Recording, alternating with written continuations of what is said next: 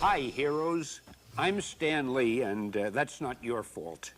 You know, in a lot of shows like this, people start by saying, and now my guest needs no introduction. Well, I'm not sure Todd McFarlane needs an introduction, but I think he certainly deserves one. So let's get into this. Not only is he multi-talented, but there are many facets about Todd that you're going to learn as we move along. For example, he's not only one of the top artist writers in our business, but he's also something of an entrepreneur. He's going into a new business where he's producing his own trading cards, which he'll tell you about later. He owns a comic book store, which is not a bad thing for a guy in the business to do. He's a baseball player. He used to play, and I think still does, with a Pac-10. I'm sure a lot of you know what that means. He explained to me it's 10 teams in the Pacific League. And on top of that, he's one of the most dazzling talents in the comic book business. And now, since I've given him that magnificent build-up, I'm sure that he'll be real nice to me and be an easy guest to interview. And without further ado, because I don't have much ado to spare, here he is, the one and only Todd McFarlane. Hey, Stan. Hiya, Todd. Hey, you sound just like my mom. Listen, Todd, Yep. What I want to know is, before we get to the heavy stuff, you look about 12 years old. Thank I know you. you're a little older than that. But what about your early years? What about before you started in comics? Because so many people have asked me, hearing I was going to do this video cassette, how did he get into it? What was he like as a kid? How did he learn to draw the way he does in such a short period of time? Actually, I think that I'm probably different than most of the guys that I admired when I was growing up, in that I didn't start collecting my first comic book till I was 17, so I was probably grade 11 or 12. Most guys seem to, you know, have read comic books since they were 5. I mean, we all had comic books as a kid. It wasn't like going to be an occupation of mine. So at about 17, for some reason, at that point, I was collecting trading cards, baseball cards, living down in Southern California. And one day, all of a sudden, I walked into a store, a corner store, plunked down my $2 and came home with 6 comic books. And because I'm kind of a fanatical kid, within 2 weeks I was collecting every single comic book that was out on the stands. And it kind of gave me a focus to take my artwork. I'd always been doodling, and just like anybody else, and drawing since I was 5, I can remember, but I had no focus with it. And I think a lot of the kids out there, you know, that's one of the problems that they have. They can't seem to put themselves in a direction. But once I started collecting the books, all of a sudden I said, well, you start to read so many that some of them aren't that good, and you go, I think I could do a little bit better than this, and you start to get a bit cocky, and you're on your way. So I guess one of the first things you need is some taste. You have to be able to know this stuff is good, this isn't that good, and I'm going to be influenced by the good stuff. I don't even think it's, making that kind of judgment's pretty, I think you got to get cocky is what you got to do. I mean, because you got to think that you're better than a professional at that point. And if you don't, then there's no reason to do your samples. What I try to tell the kids is really, when you're going to do the samples, yeah, don't really look at the good guys all that much, because they break your heart, because they do things that mind boggle you. You know what I mean? So take the guys and try and redraw the stuff from the guys whose stuff you don't admire a lot of, because then it looks like, yeah, I'm better than that guy, I'm better than that guy. Because if I'm redrawing Jack Kirby or Neil Adams or John Byrne stuff, I can't do that stuff, and I'm just going to get disappointed. So then actually what you're saying is the opposite of what I said, that you're better off looking at the guys who aren't that good, because that'll give you more confidence. You know you can do better than they can. Right, exactly. Of course, in your case, though, what about when you first started? Certainly, when you were 17 or 15 or 14 or 11, you weren't better than these cartoonists then, but you must have known at some point you'd be able to be as good or better. I think what ended up happening, I mean, the way that I taught myself, and I know I drive some of the older guys a little bit crazy, but, you know, they say draw from life and go and look at the world and stuff. I tell the kids the opposite, you know, draw from comic books. And the reason is because the things that make comic books cool, in my opinion, are things like big laser guns, those monsters that are drooling and got big fangs on them, you know, guys that got capes that are 47 feet, like you can't see that in life. So, but those are the kind of things that visually make things entertaining to look at. So I always tell the kids, look at the comic books, but what I would do is I would just take like arms, and I draw arms for like a week. till I kind of had it figured out what an arm looked like. Then the next week I'd try to teach myself how to draw kneecaps, and I just, after about 2.5 months of placing all the pieces together, I kind of had a body. And then after that point I had to like actually start to turn the body and try to do storytelling and go to the next level. So it was kind of a slow process for me.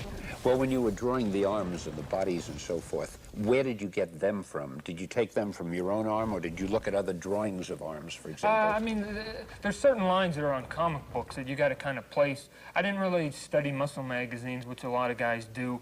And the reason is because I think that some of the guys that draw perfect can't really put the superheroes into certain poses that make them look dynamic. I mean, Jack Kirby, if he had put all the, you know, kneecaps in the right place, couldn't have done those great poses. You know, he needed to be able to warp the bodies around. But from my perspective, no, I watched, the one thing that I watched was teachers' hands. When I went to college, people used to talk and go like this.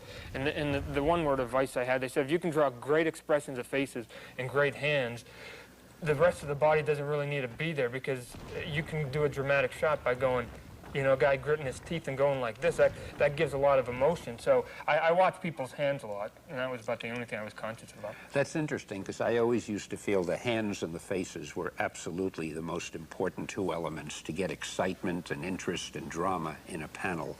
And we used to say to the artists years ago that you've got to make your characters look excited, because if they don't look excited at what's happening in the story, how can you convince the reader that it is an exciting incident if the characters participating look calm? So we always tried to make the hands tense and the faces wide-eyed and the mouths open.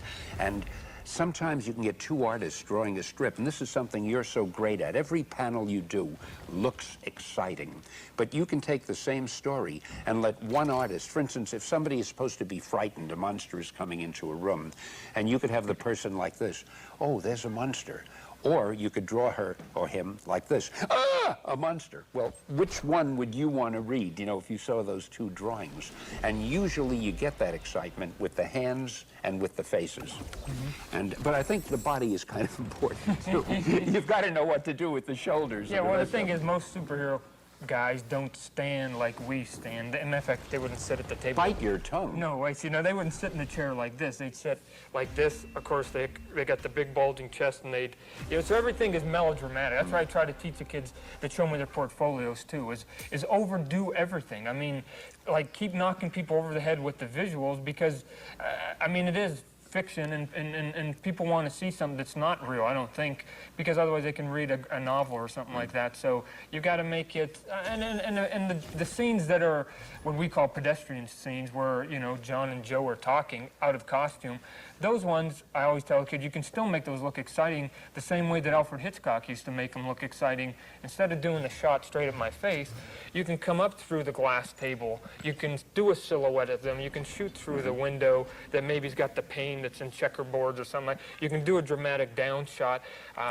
If Aunt May's pouring coffee, that's a pretty bland, stupid panel, but I could make that, I think, somewhat more visual to look at by either doing a close-up of her eye as the smoke or the steam's coming, billowing out of the cup of coffee. I could show her reflection in a stainless steel canister that she's pouring. I mean, there's a lot of different ways, and I try to get the kids to think of the pedestrian panels a lot more, because then the action comes easy. If you can make somebody pouring coffee look good, then a guy getting blasted through a wall with a laser gun is a piece of cake, I guarantee. Todd, you're a real comic book natural, because what you say, I think, is so important, especially if anyone watching this has aspirations of being a comic book artist, or even a writer. You know, you've only got so many panels to tell the story, and if you have one dull panel on a page, you're really wasting about 1/6 of the page, and you're so right on, because anything can be made interesting.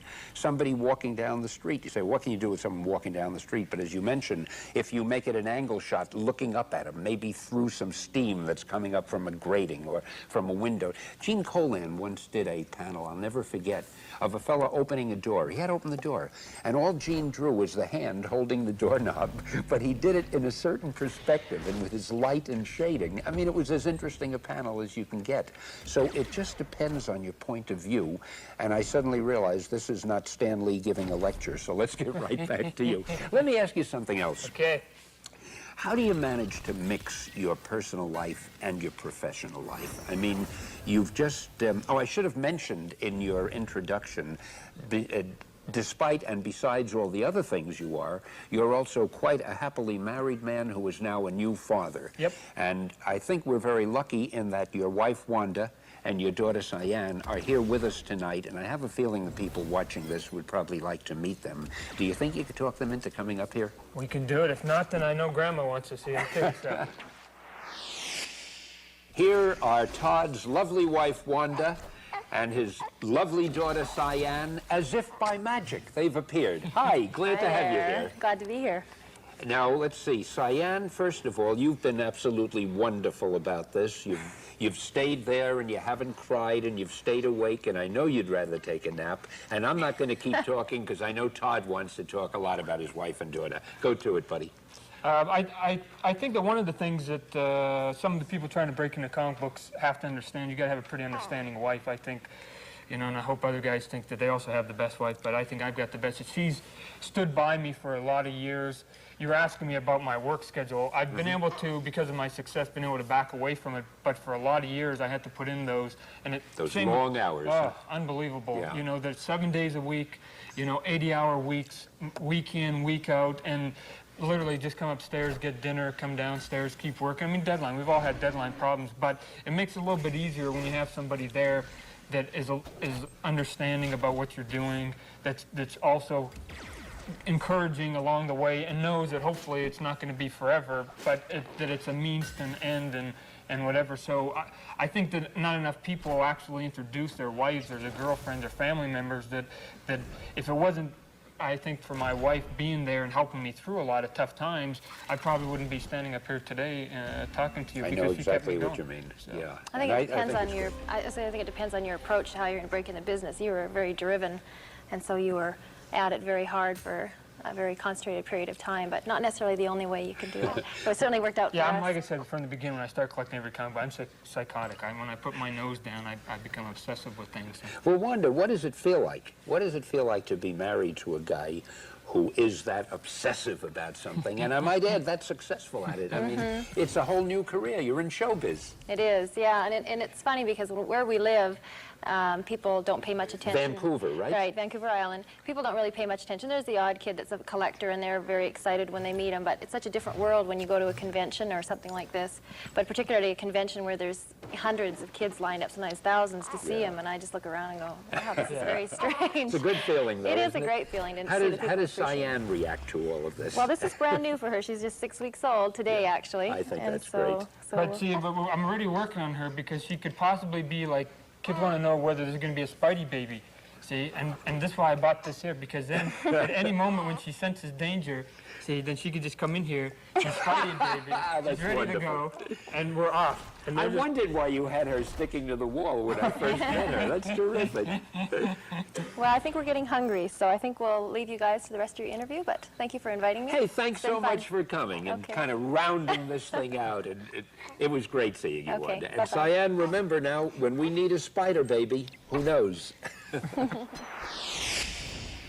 Boy, when you realize that most artists need motivation, I'd say, Todd, that you have two of the greatest motivating factors I've ever seen there. You've got a lovely family. Thank you, and I thank you. congratulate you. Now, you mentioned Vancouver. You live in Vancouver, or more accurately, Vancouver Island, Right, as right. you've told me a moment ago. Yep. And I was just wondering, what's it like? That's pretty far from New York, where most of the comic publishers are. Yep. What's it like to be working so far away? Is it more difficult or easier because nobody's bothering you, or what? for me, I mean, I've always worked out of a small town ever since I broke in. So for me, it's not really a change. I mean, I grew up in a few big cities, but since I broke into comic books, I've been living in a small town.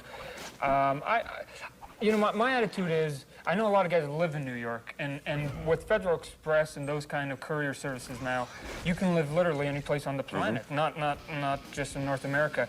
I feel that if you don't live near the hub, and they know you're going to come in every Tuesday at 12 o'clock, that if they go out of their way to FedEx you something or get on a phone call and make a long-distance phone call, they probably want you a little bit more. Because a guy who's coming in every day at noon, then they go, well, let's phone Todd or Bill or George or Fred to do this job. And if they all say no, then the guy who walks in at noon, we know he's coming in at noon. So he's our fifth choice. So I always figured that if you move away and they still kind of hunt you down, then that tells you something about, like, you know, where you're standing and how much in demand you are amongst some of the other things. And you can keep testing it. You can keep moving further and further to make sure. If ever you have any feeling of insecurity. That was it. People go, why do you live on Vancouver Island? And because I live up in Canada off the West Coast, which is about as far away from New York as I can get. And to go any further, I'd have to go to Japan, because that's the next piece of land. But I thought you were going to say that's the next plan I have. Yeah, well, maybe. But I don't know. Like I said, people... For me, I've always worked in isolation, so I always figured that by working in isolation, I kind of sink and swim on my own. I'm not influenced by a lot of things that are in LA or New York, and I don't hear a lot of the styles and the gossip and the things that are happening, so I just kind of have to, like, make it up myself. Some of it works, some of it doesn't, but so far it hasn't really come back to haunt me, that I'm just going, well, I haven't seen anybody else's stuff because I haven't been up to the office. So, well, this would be cool if I did it this way. So in some respects, I think it's actually, it's made me think a lot more than if I had more creative input around me. Every artist works differently, and every artist has a different opinion and a different philosophy about his work. Some of them like to be right in the hub. You're better off, you feel, further away. But what it really comes down to is the basic talent itself. And it's almost like when you build a better mousetrap, they say the world will beat a path to your door. I think if you've got the stuff, whether you're in Vancouver or Mars or right in the heart of New York, somehow you'll be discovered, it'll come out, and then you just work the way you're the happiest. But everybody is going to want you when you're really good. I mean, look at me. I could have had my choice of anybody up here. And I got to tell you one thing. It is so great working in the comic book business, because so many of the guys are like a Todd McFarlane, where you don't feel you're working. I mean, it's fun. You're just with friends and people you admire and respect. And speaking of that, you had mentioned to me earlier before we started that John Romita had visited you in Vancouver. And Romita is John is one of my absolute all-time favorite people. Tell us a little about it. John Romita's, maybe some of the people don't know, did a long body of work on Spider-Man with yourself. When I came into the office to pick up a new book and ended up getting offered a Spider-Man book. He's the art director at Marvel Right, now. he's now the art director, right? And he had laid down what I consider the definitive Spider-Man. I mean, Ditko had started it and did it the Steve first... Ditko, the guy who started it. Steve Ditko had done the artwork on the first 40 issues with you, and kind of laid down kind of a quirky style, but it was actually John Romita who does the Spider-Man that I tell people is on pajamas and is on the towels and is on the bubblegum wrappers. You know, that definitive look. Well, my attitude has always been, well, if you're going to do something, you got to get notice. I don't care what it is. Even if it's bad notice, that's better than no notice at all. So they kind of wanted me to draw like John Romita, and I didn't want to do it because it's like becoming a painter and saying, well, I'm going to do like Michelangelo or Norman Rockwell. But the best you can hope for is to be almost as good as Norman Rockwell. That's the best you can hope for. So I go, the only thing I can be is either almost as good as John Romita, or I can go out there and make a career for myself. Now, when you do those kind of things, you don't state those facts. It ends up looking like you're bucking the system somewhat, because it's like, oh my gosh, well, why is he changing this and this and this and this when we've done it a certain way? But it was more out of a respect to John, because I just go, I can't add nothing to his stuff. I couldn't add. So what I did is I go, well, I try to pick the best of what Steve Ditko did, which was that quirky, kind of funky style. And then I took what I thought John Romita brought to it, which was the pretty people, the great storytelling. I mean, everything was perfect on John's stuff. Kind of meld the two of them together and mix in like a 90s flair with it and kind of spit it back out on the page. And it seemed to work. I mean, it seemed to work. I mean, I made a couple of cosmetic changes with the eyes and with hairdos. And You made the eye space is about 10 times bigger, the whites of the eyes. But again, I mean, those are kind of things that when you get on a book, you have to kind of get into it and go, well, Spider-Man. I always felt that some of the guys at a certain point always made it Spider-Man, emphasis on man. And I know he's actually a man and stuff, but my attitude is quite the opposite. Once he throws on the costume, he doesn't have to be able to, his joints can bend, and you know what I mean? He didn't I put him in impossible played up positions. the spider part. Right, so I do Spider-Man, and I put him in the positions that people go, a human being can't get into it. And I go, you're right, a human being can't, but it looks cool, you know? I mean, you turn the page, and it's like, wow, look at him hyper-extended here and triple-jointed there, and they got webbing all over the place. And it's not realistic, but it's a heck of a comic book shot. Oh, I couldn't agree with you more. Let me tell you, you said something that I think borders on being profound when you were mentioning that if you copy somebody else or try to work in someone else's style, the most you'll ever be is a good imitation or a good copy. And especially if a guy has his own style down so perfectly that you can't improve on it, all you can do is be similar or change it. But if you change it, if you do something that's your own individualistic style, that's really the way to succeed or to reach the top. And I really think that goes in every field. If you're an actor, you won't get anywhere by imitating a Robert De Niro or a Marlon Brando. You've got to get your own style and your own thing. Right, well, I mean, something like okay, in John Romita, I went up there, and a couple of times he sat me down, and I always tell people, if you go up to Marvel or you go up to DC comic books, to talk to people like Dick Giordano and to John Romita, who've been around for years, and they don't tell you to draw. I rarely tell a kid to draw better, because if it was that simple, I'd walk into the office and they go, draw like Michelangelo, Todd. And so I can't draw like Michelangelo, so I'm not going to tell a kid to go out there and draw better. What I can give them is the same advice that Dick Giordano and John Romita gave me, which is the technical side of it. This is how you do establishing shots.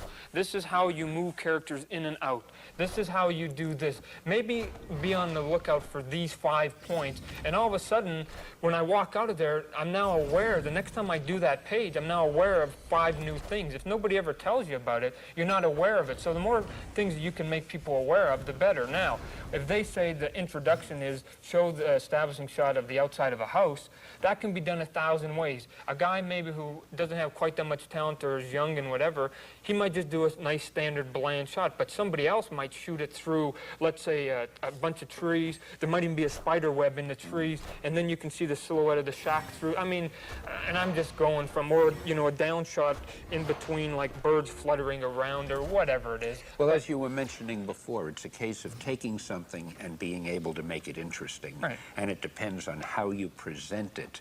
And I think, again, that's one of the differences between a really top comic book artist and just a good artist. You know, there's an artist named Alex Raymond. You probably know his work. He used to do Flash Gordon, and he was wonderful. But then he did Secret Agent X9, I think, and he did Rip Kirby newspaper strips. They were the most beautifully drawn strips you could ever find anywhere. And he was an artist.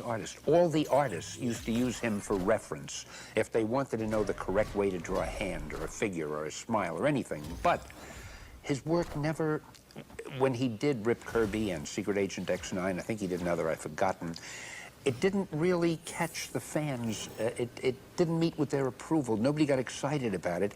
It was so perfect and photographic and well drawn, but it had no excitement and no quality, which he did have when he did Flash Gordon. Right. Well, even like Bern Hogarth, who did Tarzan, did the perfect Tarzan, and Tarzan was a beautiful. There's a lot of guys out there that you got to find your perfect niche. anatomy, and they do everything perfectly, but there's no excitement. Yeah, and superhero comic books, like I said before, I think superhero comic books are are over-exaggeration, melodramatic. Everything has got to be the perfect stuff. Only works on the odd occasion, and otherwise everything else has got to be pompous and a lot of glitz and whatever. Now it's up to the writer to throw interesting stories in there, make the characters interesting, but while you're making Aunt May or whoever interesting while she's pouring coffee, I don't care really what you're putting in verbally. All I know is that you got to bring across these 4 points of information so that the comic book will move. But I'm just not going to show you a headshot of her talking while you're making that information. I've got to make it visually interesting, like you're saying, whether it's a close-up of her pouring the coffee and her reflections in there, you can give me the information, but I still have to make it look visually. As a matter of fact, we could be doing a voiceover on it. Somebody might be talking about their past life, and I could be doing something completely different. But you know, it's all part of your personality. Now, take you right now. You're sitting here and you're talking about whatever you're talking about. I've been paying no attention, so I don't know what it is. But you're doing it with expression, you're doing it with emotion, and you're actually doing it with a little bit of excitement. Now, I could be sitting here with some other guy who'd be saying, yes, well, I wake up early in the morning and I go to my board and I draw. And after 2 minutes, the audience would be asleep or they'd get their money back from the tape. Now, this tape, I guarantee, people are going to save it and it'll increase in value and it'll end up in the Smithsonian. But what I mean is, it depends really on something inside of somebody, how much personality they have. And to me, it's all show business. Everything is entertainment, whether it's comic books or writing novels or being an actor or being a screenwriter or whatever it is. You've got to find a way to make it exciting, and I think you are one of the top people who have that ability to do it. And I was just wondering, how would you, well, I think you have explained it in a sense. Even if you take somebody pouring a cup of coffee, you'll find a way to make it exciting by the reflection of the cup or by the angle or the perspective, because you can't see it in a dull way. You know it's got to be exciting. Right. Well, the one little story that I tell the kids that they seem to like is, and I usually do this when I'm at a convention or something, I got the whole crowd there, is my whole essence of what comic books is I could take a character like Thor, and I could make a poster of him picking his nose, and the kids would buy it. Now, I usually get like a little bit I'd of say it would be a collector's item. Yeah, well, and they laugh, and they go, there's no way. I mean, he's picking his nose, there's no way you can do it. And the way you can do it is by doing all the things that make comic book interesting. Now, when I draw Thor, Thor does not stand there like you and I. Thor stands there, his legs would be bow-legged, his chest would be barreled out. In the one hand, he's got his hammer. He'd be holding his hammer, again, with a tight, clenched fist, so that his veins were rippling through his arm right here. I'd give him wings on his helmet that were fluttering in the wind, twisting and turning. He's got long hair like a girl. It would be coming over his face, blowing out here. The wind has to be blowing. Oh, the wind's got to be blowing. And that cape has to be blowing. And the cape would be all over the place. The hair would be all over the place. I'd have dust billowing up at his feet. And hidden in all that, he'd be sitting there with his left hand, getting that little booger there, and you want to know what? You wouldn't even know that he was picking his nose. So the point is, if I can make a guy picking his nose exciting, then I can make him slugging somebody easily exciting. So, it's a great story. And those are the things that the kids out there that are trying to aspire into being artists have got to look at. They've got to make everything exciting, exciting, exciting, exciting, and then people go, wow, wow, wow, wow, wow, and hope that you get tagged up with a writer that also is going to make it so that it's a product that's not just glitzy artwork, that's also going to be a good read on top of it. You know, I want to tell you, it's just my luck. I got a show like this, and I have to get a fella who won't say anything. It's like pulling teeth, dragging the words out of him, and I don't know how we're going to handle it. But look, you were talking about drawing, and we must have a lot of people watching this cassette right now and saying, all this talk, talk, talk, why can't we see Todd draw something? Yeah. How does the guy draw? What does he look like? And I think it would be great. Now, we haven't practiced or rehearsed this. I have no idea how we're going to do it. Okay. But is there any way that we can get the camera on and get a piece of paper and something for you and actually let everybody see you do a drawing? Can we do that? Let's try it, okay? You want to get over to the board? Yep. Here we go. Good. Okay, Todd, why don't we come over here and let you do your thing? My thing. Okay, one of the first things that I try to tell kids to do, this would just be the Todd McFarlane, how to do comic books, and then I'll get into some of the technical things. And one of the things is that if they say we got, let's say, Spider-Man swinging over the city, I've seen 100 times, now this isn't going to be that complicated, but I've seen 100 times done before. Here, we'll make Spider-Man here. I'll get it a little more fine once. But let's just say here's the body here with a little spider on it. Here's the groin area. But then what they do is they put like a leg here, and they bend the leg here. Okay, it was a fine bend or whatever. And then he's holding the webbing up in here, and the other one maybe he's holding the webbing up in here, and he's got some nice little webbing going here. Now, the one thing I try to tell people is that we're drawn on 2 dimensions, and we've got to give the illusion of 3 dimensions. And I think that a lot of kids, the artists that they like the best, they probably don't even really know why they like them other than they draw cool capes and stuff. But one of the things is the good artists can usually take a figure like this and run the camera all around it and move it all over. The reason I don't like this, and it's good for the beginner who's trying to learn and put all the anatomy, is this is Spider-Man swinging over the city. I can get a sandwich board, 2 big pieces of plywood, and I can put one in front of him and one in back of him, and it wouldn't bug him. You know what I mean? I could put a big rubber band and he could still swing because there's no foreshortening, there's nothing else there. So one of the things that I like to get the kids to think about is to give as many planes as possible, since this is only two-dimensional right here, we've got to make it 3-dimensional. So one of the things that I try to get the kids to think about is if you're going to have somebody slugging somebody or swinging or whatever, but the first thing we'll do, let's say if I was going to draw back, here would be the collarbone, the top of the collarbone. This would be the back up in here, like this. Now, because, let's say the Spidey emblem was here or whatever, we want to make the head off-center, because if it's on-center, when everything looks polite, then the picture looks way too polite. So if we can get a guy's head off the center of his body right up in here, then we've given the illusion now that his head is in front of this shoulder up in here. Now, if we're going to throw a foot, let's say we're going to throw a foot up in here, we'll put one. Let's say we'll make a foot right here, and since we got to have the foot here, well, the only way we can get it back to his butt back here is if we bring it back up in here, and then his leg is going to go back down in here. We'd make his arm, let's say, come here, and as a matter of fact, let's even cut it in front of his face, and then kink his wrist here, and then kink all the fingers even. I mean, the fingers are like 3 or 4 planes in and of themselves. So in other words, they don't teach kinking in school at the moment. I know they don't, but the point that I'm trying to get at with kids, okay, then we'd have, let's say, a leg foreshortened back here, and here would be his foot, and then we'd have, let's say, the other arm holding some webbing back in here. Now, the point that I'm trying to make, and I know this is rough for the kids, I can clean up a little bit later, is that if I put a hand in front of a face, I've given the illusion that there's this plane, there's depth in it, that his face is back here. Now, one arm's going this way, one arm's going this way. I've given 2 planes. Kink the wrist. I've given 3, and I can get another 3 on the fingers and another 3 on this finger. I can give you 15 planes if I want to turn it a 45-degree angle right here. If I put the head off center and I put an arm back in here, I've got to hide part of the arm. So by shoving a hand directly at the camera that's real big in one back or twisting the body, you've now given the illusion that this guy's warping all over the place.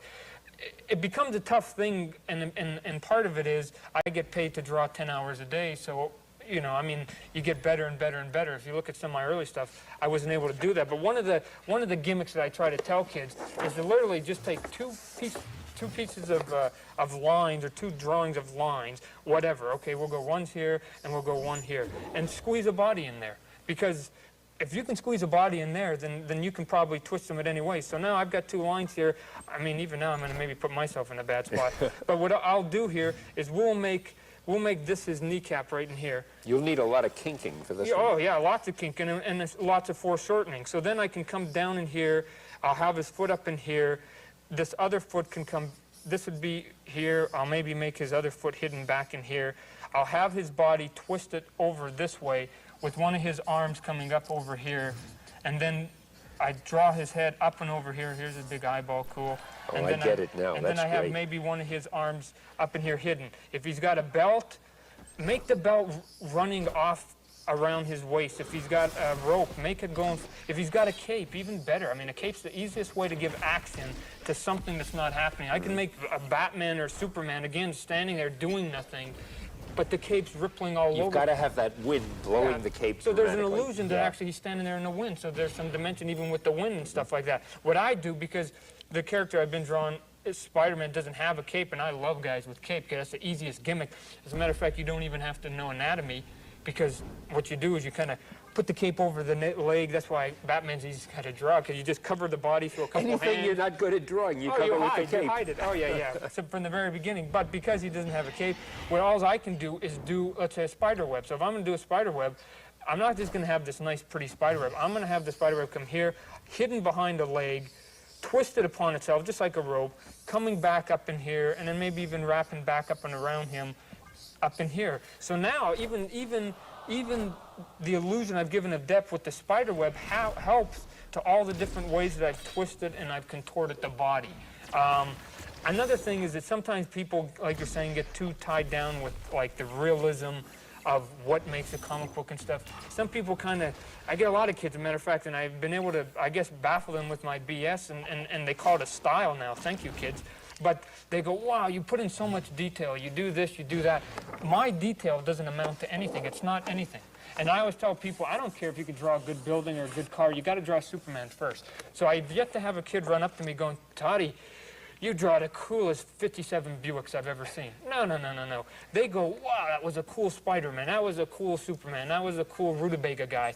And if you can draw a good Buick 57 behind them and a good building and a good tree, all the better. But I've seen guys that can only draw good superheroes and can't draw a very good Buick 57 and are still great artists. Let me ask you about the webbing. Aren't you the first guy to make a work of art out of the webbing? I mean, to start making the webbing look as if it was three-dimensional?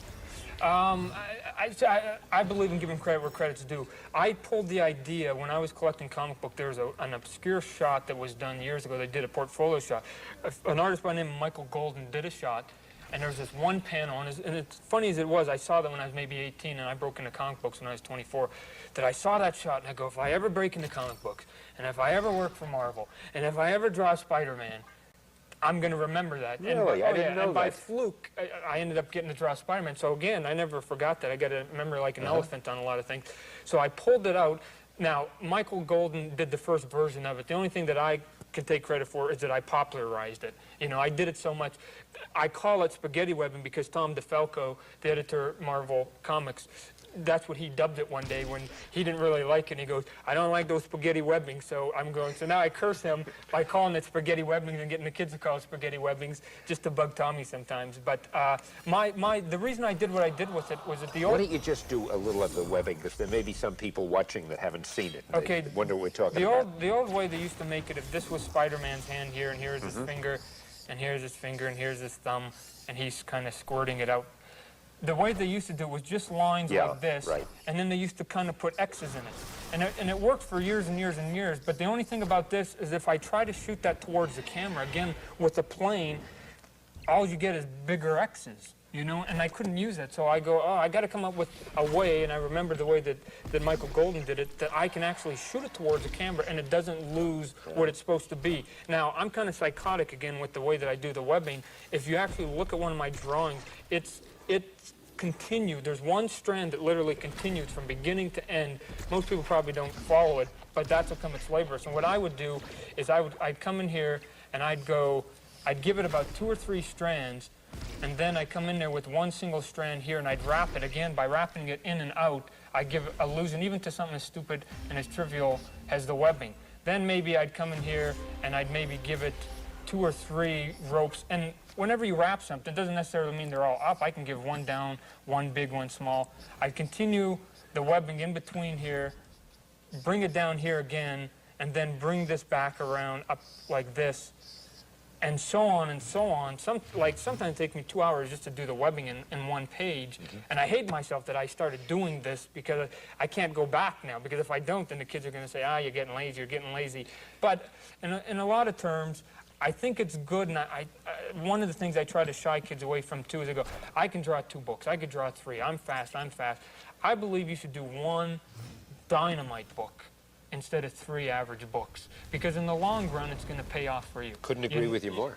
And what ends up happening is that people sometimes water themselves down, and so Could I draw this a faster way? You darn right. So I could cross the lines. I could do this. I didn't even have to draw this. This is a heck of a lot faster, X, X, X, X. But I figured if I did something that was a little bit different, again, my career was budding. I had to let people notice me so that I get another job, is if I labor over this today, down the line, I think it will pay dividends down the line. A lot of people seem to be short-sighted on a lot of things. So, how does it feel to know that someday in the future they'll talk of you as the man who popularized three-dimensional perspective webbing? I mean, boy, that's a distinctive trait. Nobody else will have anything like that. well, I guess the one thing that would be nice about it is I wanted to do a body of work on Spider-Man, and I felt that Steve Ditko, who we were talking about earlier, and John Romita, both were on the books long enough that they did a body of work, that it would be nice, if nothing else, that 25 years from now, when they throw out 2 or 3 or 4 or 5 names on Spider-Man, on the artistic side of it, that maybe my name might also be in there, because I added something to that character, you know what I mean? Well, you that certainly did. That maybe something will be there that somebody can come along. On the downside, I hate to say it, Stan, on the downside is, because it becomes so popular, a lot of the people following now in the Spider-Man steps were they wanted me to draw like John Romita, and I said no, again, out of respect. If I was younger, I probably would have done it. But again, I was at that cocky stage going, no, I want to do it my way or the highway.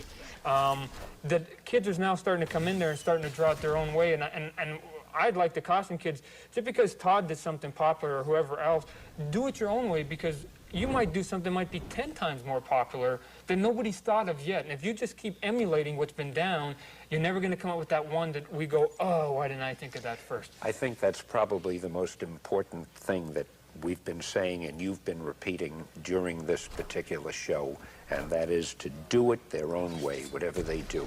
Do it the best they can in their own style, because when you copy someone else, the best that you can be is a good copy. Now, I'll go over a couple of the techniques that some of the kids can get out of some of their drawings.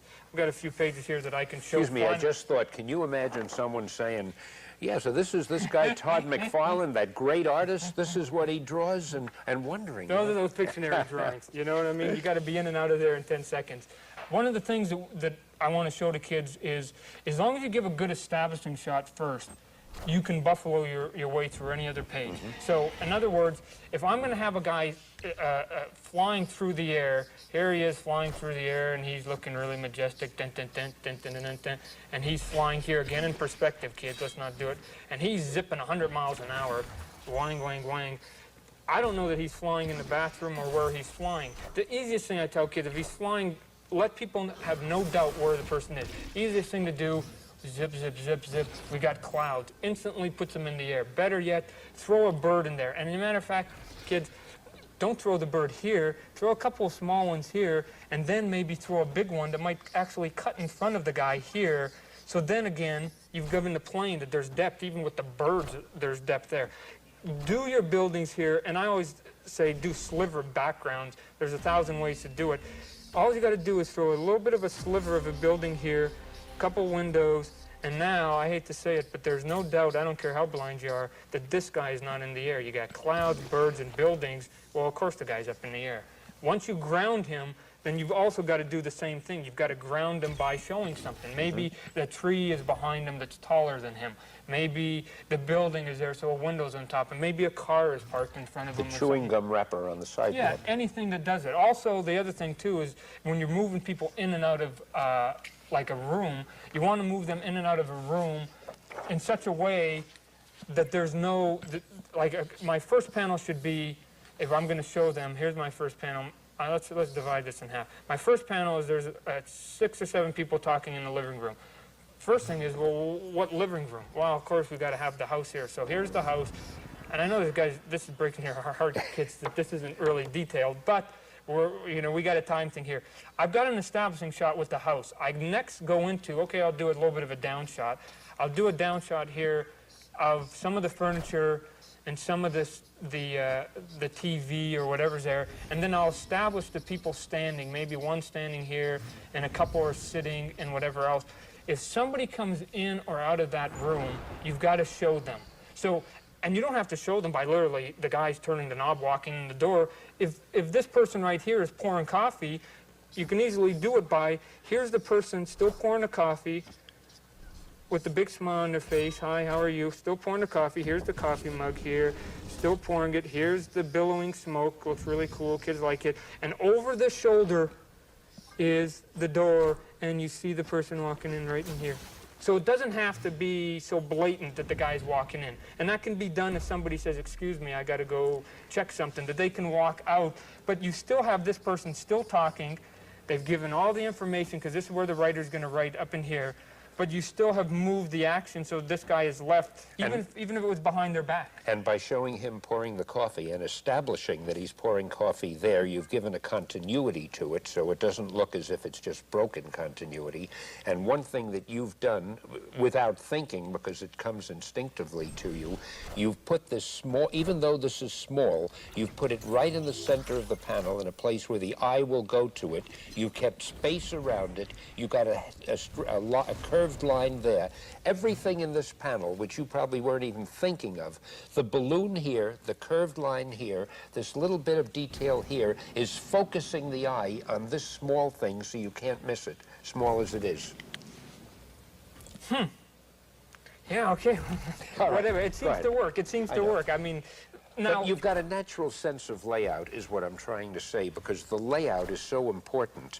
And very often a fellow will draw something small, and you lose it in the panel because it's small. But if it's laid out correctly, no matter how small it is, you can make it stand out. And as I say, you've done this automatically. See, one of the other things I try to get kids to is no matter what the page is, there should be one impact panel. Now, maybe it's sometimes impossible to do, but that impact panel could be, like I said, if it's the person pouring the coffee, maybe I'd make the panel go from head to toe all the way up, and then I would have that dark eye, because it might have just said something like, you know, Joni's missing or something like that. I've got the deep eye here, do a nice reflection in there, do the big close-up, and then, like I said, I can do whatever it is. If they're smoking, I'll cut some of the smoke in and out of the panel. I might even have it actually break the borders of the panel.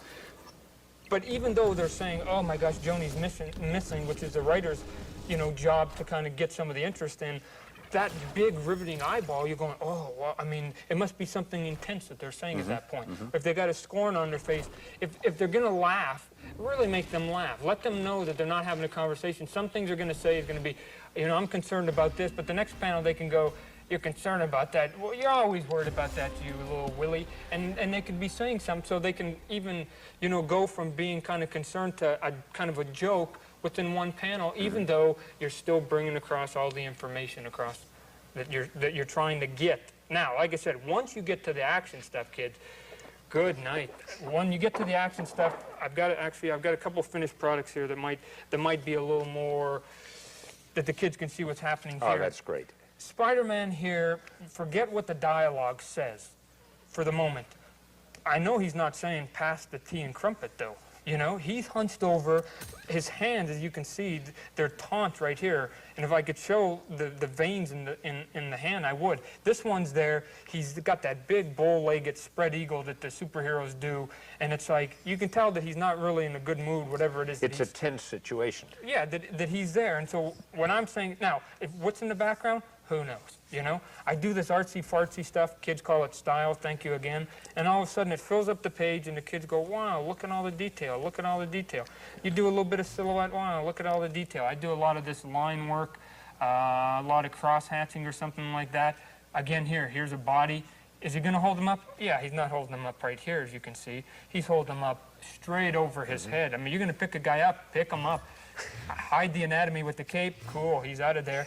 Spider-Man shoots some webbing onto the back, so I've got to indicate that there's the webbing being attached to the flaming guy's head. So here's how you can tell it's the guy with the flame. And here's that one strand of webbing you were talking about that goes all the way through. It's a pain in the rear, right?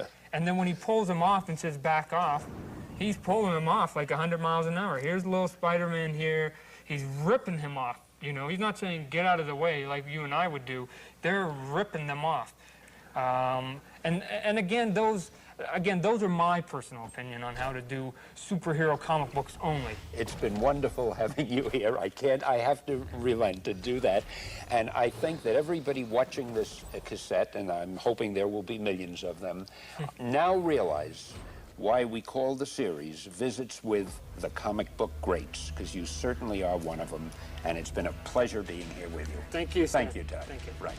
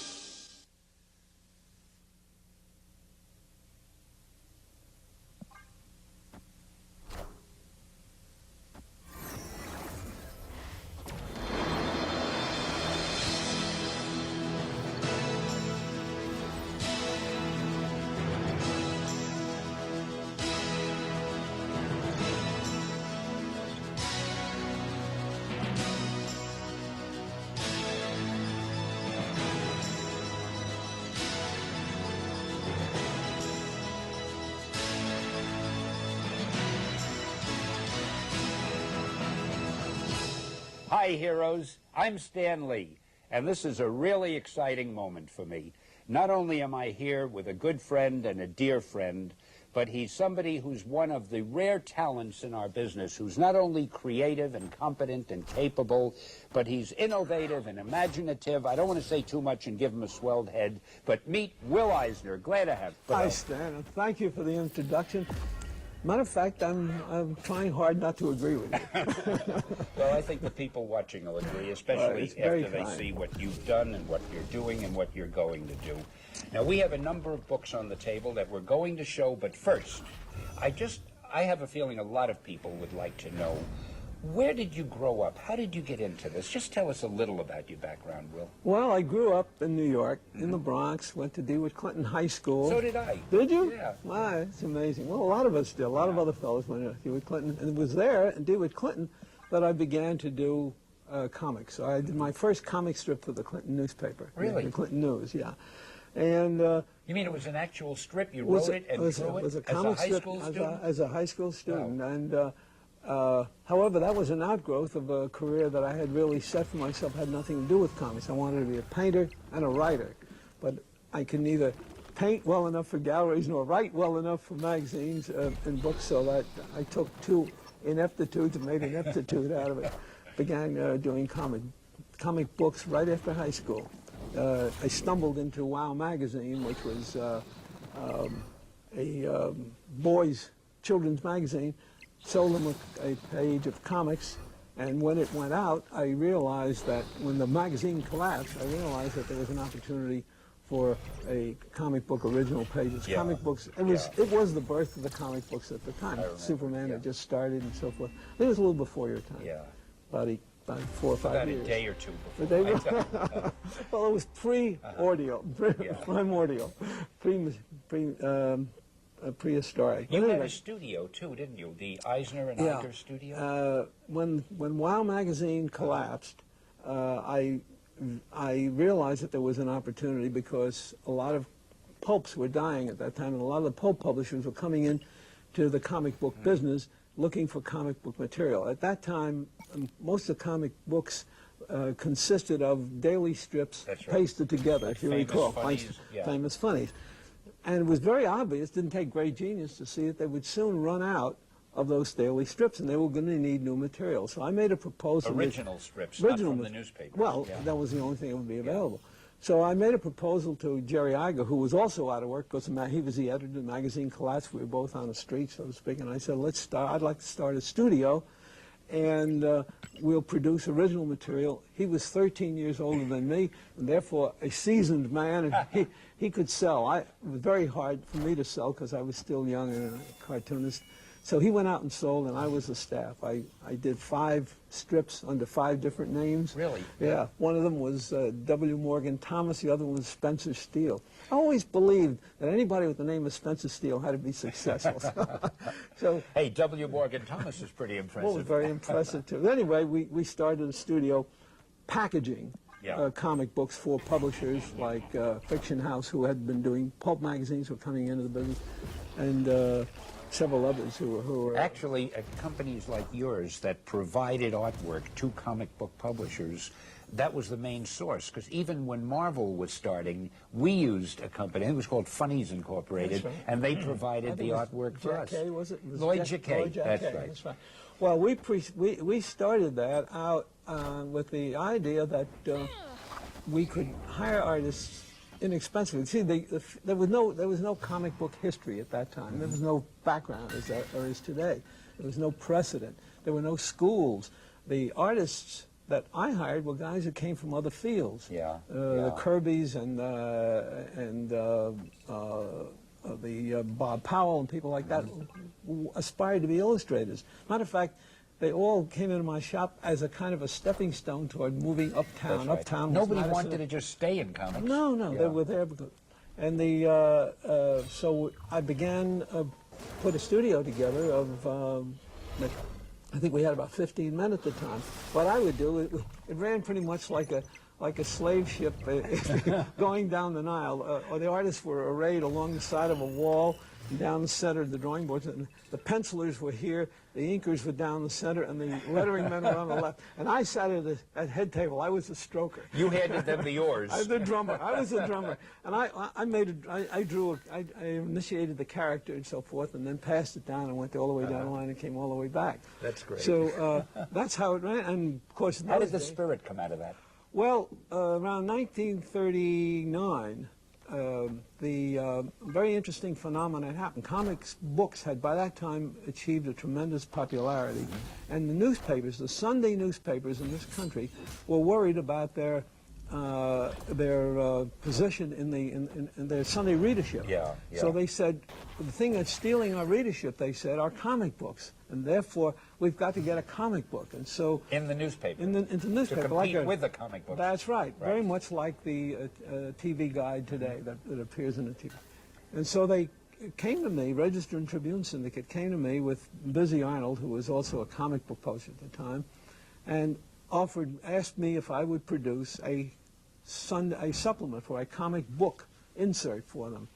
And it represented a tremendous opportunity for me. I didn't realize at the time that I thought they came to me because I was a great genius, but they came to me because I had by that time built a reputation of being able to responsibly deliver. And as you know, deliver on time. That's right. Yeah. Newspapers require. There was no movement. There was no margin for error there. So at any rate, I left Eisner and Iger, and I created a package. I created a character called the Spirit. Largely because they wanted what they called in those days a costume character. Today we call them superheroes, but they call them costume characters. So I compromised and gave them a character, a detective character with a mask and gloves. So which he is became costume. I was sitting in my studio at the time, and I remember Arnold calling me and saying, well, we got a character. Does he have a costume? I said, yes, he has a costume. Mask and gloves, as you put them in, right. Well, really what I was interested in is reaching another audience. I was never really happy drawing for comic books. It was never my audience. I never had the kind of visceral connection with them that you have.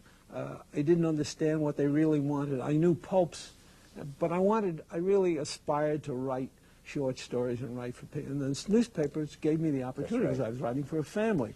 And I was producing a short story every week.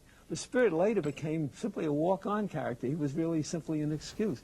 I made him very human and so forth and so on, and I enjoyed doing him satirically. But isn't it amazing how he's lasted through the years, even when the publication stopped, how people know and remember, and could there be a better segue to get us into some of this material here? Right. I've never been more astonished everybody by must that. be waiting to see what you've got here, Will. Well, all right. This is what the Spirit looked like. Here's another example of what the Spirit looked like. These are If these are covering up your face, I'm sorry. You might have to stand on tippy toes. These are some of the pages that were done. These were 7-page stories, complete in themselves, no continuity in effect. And Got to show. Is there a first page here?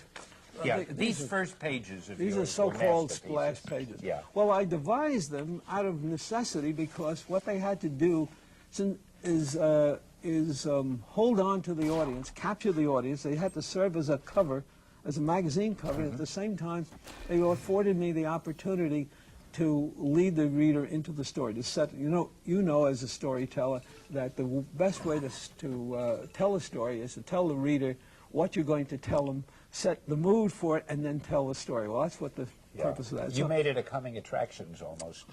That's right. It was a marvelous opportunity for me as a writer because I could experiment.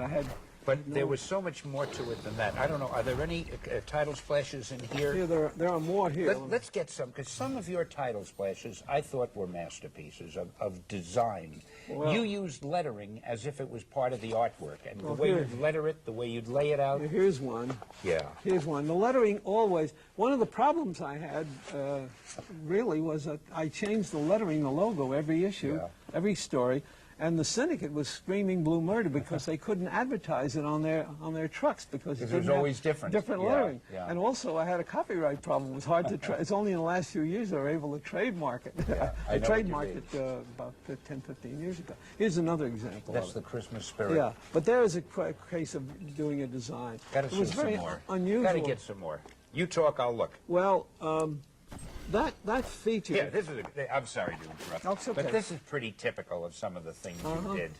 And every artist in the business used to look at your title splashes. Is that right? And be Is that influenced and really be amazed by them. They were beautiful. Well, it was experimenting all the way. As a matter of fact, it's the thing that I enjoy most is to be involved in expanding this medium. Look at that. You see, you were as much a designer as an artist, and you were certainly an innovator, and I guess that's why I was such a big fan. I love people who do things in their own style, in an original way. They don't copy anybody else, and you could spot a Will Eisner bit of artwork, you know, if it was amongst 100 other artists. And it had its own quality. That's interesting. I could. I never knew you could. Well, that's marvelous. That's marvelous. Anyway, I'm glad that was appreciated. And the longevity of this feature, which you referred to before, deserves an answer. I'm as astonished by it as anybody else, except for the fact that probably the reason is that the stories I dealt with were fundamental stories. Yeah. They're stories that, like the short stories of the 30s, like the O. Henry stories, like the Ring Lardner stories, which are readable to this day. They have Sherlock Holmes still goes on being usable and readable and valid even in these times.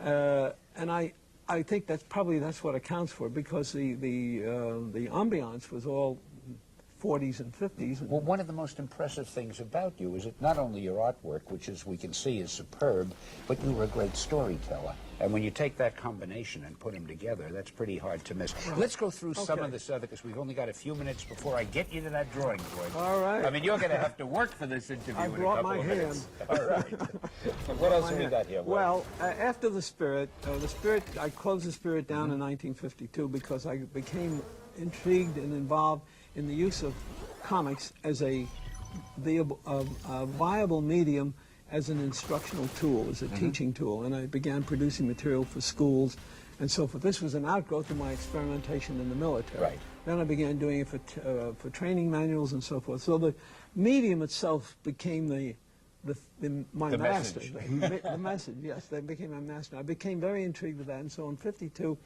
I closed the Spirit down. And until 1972, 73, I'd been running a publishing company which we produced training manuals, instructional material for schools, social studies, enrichment material for 6th and 7th graders, and so forth. And in the middle 70s, I sold the company and decided that I wanted to go back and develop a further expansion of the medium. I felt that I hadn't yet reached the limits of the medium, and I began working on a graphic novel. For 2 years, I wrote this book. Oh, I remember that. In dummy form. Remember Contract with God. Right. The story of why I called it a graphic novel is a very interesting one. I did a complete dummy. It was the first time in my career almost that I had made a complete dummy with no publisher in mind. I had no publisher because no publisher no comic book publisher certainly would publish a book like this. And the mainstream publishers were publishers that I think never knew anything. But anyway, I called up the head of a very large publishing company, the largest in New York. I don't think I should mention the name because they turned it down. I don't want to embarrass it. and the president of it was a former Spirit fan and knew me and so forth. And I told him, I have a new book here, a very interesting book. He said, what is it? I said, I looked at it, and I couldn't bring myself to say it's a comic book because it didn't. So I said, oh, it's a graphic novel. Oh, he says, that's interesting. I've never heard of that. Bring it up. I'd like to see it. Well, I brought it up, and he looked at it over his glasses, and he said, well, he says, it's still a comic book. It's still a comic book. It's still a comic book. He says, the subject, he says, it won't be for us. I don't think we can publish. Go find yourself a smaller publisher. Well, you know what, a funny thing to me, I have always thought, people who say, well, it's just a comic book, I've mentioned this before so many times. If Shakespeare and Michelangelo were alive today and decided to collaborate, if they said, let's do a comic strip, and Shakespeare said, I'll write it, and Michelangelo said, I'll draw it, and they did, would anybody say, well, I'm not going to read that, it's just a comic book? You're absolutely right. We are, in our society, we are victims of a self-imposed categorizations.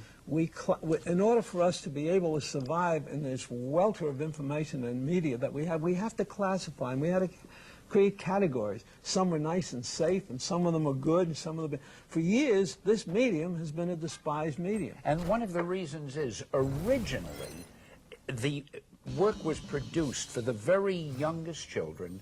Most of the publishers were people who weren't really legitimate publishers. Exactly. And they would say, now, don't use words of 2 syllables, and remember it's for kids, and keep everything simple. And there really wasn't that much literary quality, and people, it seems, have a mindset about it and don't realize how it's changed. They don't because of the fact that they are living, so to speak, in the past.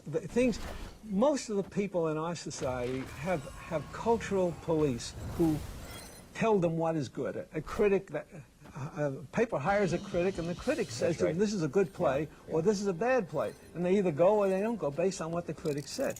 They have no way of making a choice. They haven't got time to make choices. They haven't make time to study. What's happening now is something very enormous is happening right under our skin. This medium, which I have devoted my life to, intend to devote the rest of my life to, is now probably the most proliferating literary form in this country. That's right. It is the new literacy. I keep talking about that because it is the new literacy. You know something else? It's one of the greatest weapons against illiteracy, because comics are the only things today that a youngster will read voluntarily, nay, eagerly. And obviously, the more a kid reads, the more he develops a facility at reading. And once you get the reading habit... Why do you say kid? Why not say everybody? Anybody who wants to read, because well, it's just that usually youngsters start with. Well, what's happening, as a matter of fact, I'm glad you brought that up, because I'm working on that right now with a television, public television, developing a way of bringing this medium to the television screen for the purposes of enhancing literacy in this country. Oh, that sounds interesting. It's a very big thing, and I can't go too deeply into it, but I'll skim over it. Yeah, you're afraid I'll steal it. No, but that sounds really great. Do steal it, please. Tell me, when you said that you did all this instructional work in the Army, was that for the Signal Corps? No. Because I was in the Signal Corps doing the same thing, That's movies right. and training films. When I got into the Army, I was drafted and went kicking and screaming all the way, and became part of the Ordnance Department. Ordnance, right. Hey, you know what we're going to do now? All right. I want to hear more, but I think we're almost out of time for this section. Fine. We're going to get to that drawing board, and now you're going to earn your keep. I'm glad you asked me. All right, here we go. I brought a pen with me. Good. Actually, it won't be hard for you when it comes to drawing, but I think that the people watching this really would like to see Will Eisner in action. Well, And all right. here's a sheet of paper. You've got your pencil, and let me say something to you, and maybe this will start you off. You might want to discuss it, but keep drawing while you're discussing it. All right. If I throw the phrase sequential action at you, or sequential storytelling, what does that do to you? Well, it relieves me from having to deal with a blank piece of paper. Sequential art, which is what I call the art of comics, is the arrangement of pictures in a sequence to tell a story. What we do, what is being done in this comic medium, is to take a seamless flow of action. Say, for example, a man walking across the street and falling into a manhole, for example. So we start off... An unusual situation. Well, to say the least. We start off with the understanding that there are maybe 500 actions between that man walking across the street and going down there. What we have to do... 500 manholes in New York. All right, go ahead. What do you have to do? I'm sorry. I'm going to take you seriously. Don't ever do walking, that. What we do is select out of the 500 little all totally connected, unseparated actions. We select those actions which we can use to show the action itself. Now, what sequential art depends on is an intellectual understanding between you and the reader. So we have the man walking down the street here with a bow tie, and between him and here, there's another action in which he's perhaps looking back at somebody back there. Who said, how come you're wearing that bow tie? Yeah, well, you know, hey, Charlie, what are you wearing that bow tie for? See, I know you never do anything without a reason, and when you said there's a man with a bow tie, you had to have established that for some reason, I figure. That's what makes you the great editor. Go ahead. You understand. So he's walking down here, and he looks back. Mm-hmm. Now, and then the third action here, he falls into the sewer, and I leave his hat hanging, flying up in the air. Oh, now, I see what you mean. He turned around so he didn't see the open manhole. That's right. He's fallen, and there's the hat. Right. Okay, great. Clever of you to figure this out, Steevn. Well, you said it was an intellectual arrangement somehow between So you. now, what I've done here really is selected out of a whole series of actions which would normally occur in a motion picture film. Mm-hmm. A moving picture frame would be something like several hundred frames for this action, and selected from this into that. And this is what is known as sequential art, because there's a sequence of events between this picture and that. Well, you referred to comic book artwork as sequential art, don't you? Exactly, exactly. There's a textbook I wrote on it, which I use to this day to teach from, builds on that point. I felt that for the first time somebody had to sit down and create a discipline out of this art. When I started, as I said earlier, there were no schools. Nobody taught this subject. And I think it was necessary to do this. And I think it had to go beyond. I wanted to go beyond how to draw feet, how to draw ears and noses. Yeah, obviously, you've never studied how to draw feet. No, I've left it out. I think they go like this. I thought you were starting out with Charlie Chaplin. Well, no, but actually, it's very clear. I did this so that it's so. You've got the action beautifully. Anybody can tell. At any rate, yeah. That represents the kind of action. Now, part of the importance of the work I do, to me, that is the importance of the scene itself, is the human action. I spend a lot of time developing emotion. I believe that emotion comes not necessarily from a face, from picturing the face, but rather than the body. We show our emotions with our body. Body language. Body language, if you will.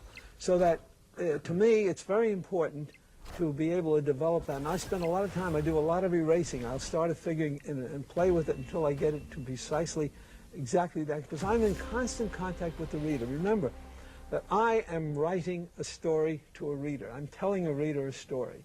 And I have to connect with the reader's life experience and his understanding of what it is that will convey or transmit an emotion. So that if I have a figure here, I'm going to take a back view of the figures to show you that without showing a face, I can transmit emotion I have the same figure displaying several kinds of emotion.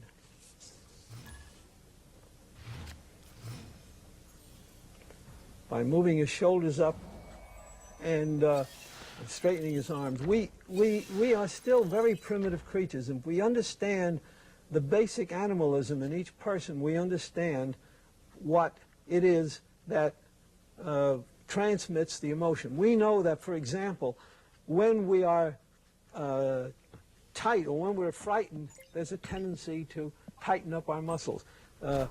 When we look, when we cock our heads to a side, we are leaving ourselves vulnerable, so to speak, so that we do not betray the internal instincts that keep us going. I'm having trouble talking and drawing at the same time, which is a good thing I'm not asking you to chew gum. no, which is never the problem for me. I usually talk a lot while I'm drawing, but at any rate, what I've done here is displayed three emotions from the view. Well, this fellow is obviously very dejected. They're sad. Okay. This fellow is upright and firm. And this alert. this fellow is kind of quizzical. He's not sure. He's looking up. That's right. But I would dare say right now, you could possibly, just looking at this, or any reader could, envision the face on these people without my having. And that's a very important element. So I spent a lot of time, and most of my stories, most of my books are built on that kind of device. We respond to internalism, the internal emotions, quite obviously the way animals do. For example,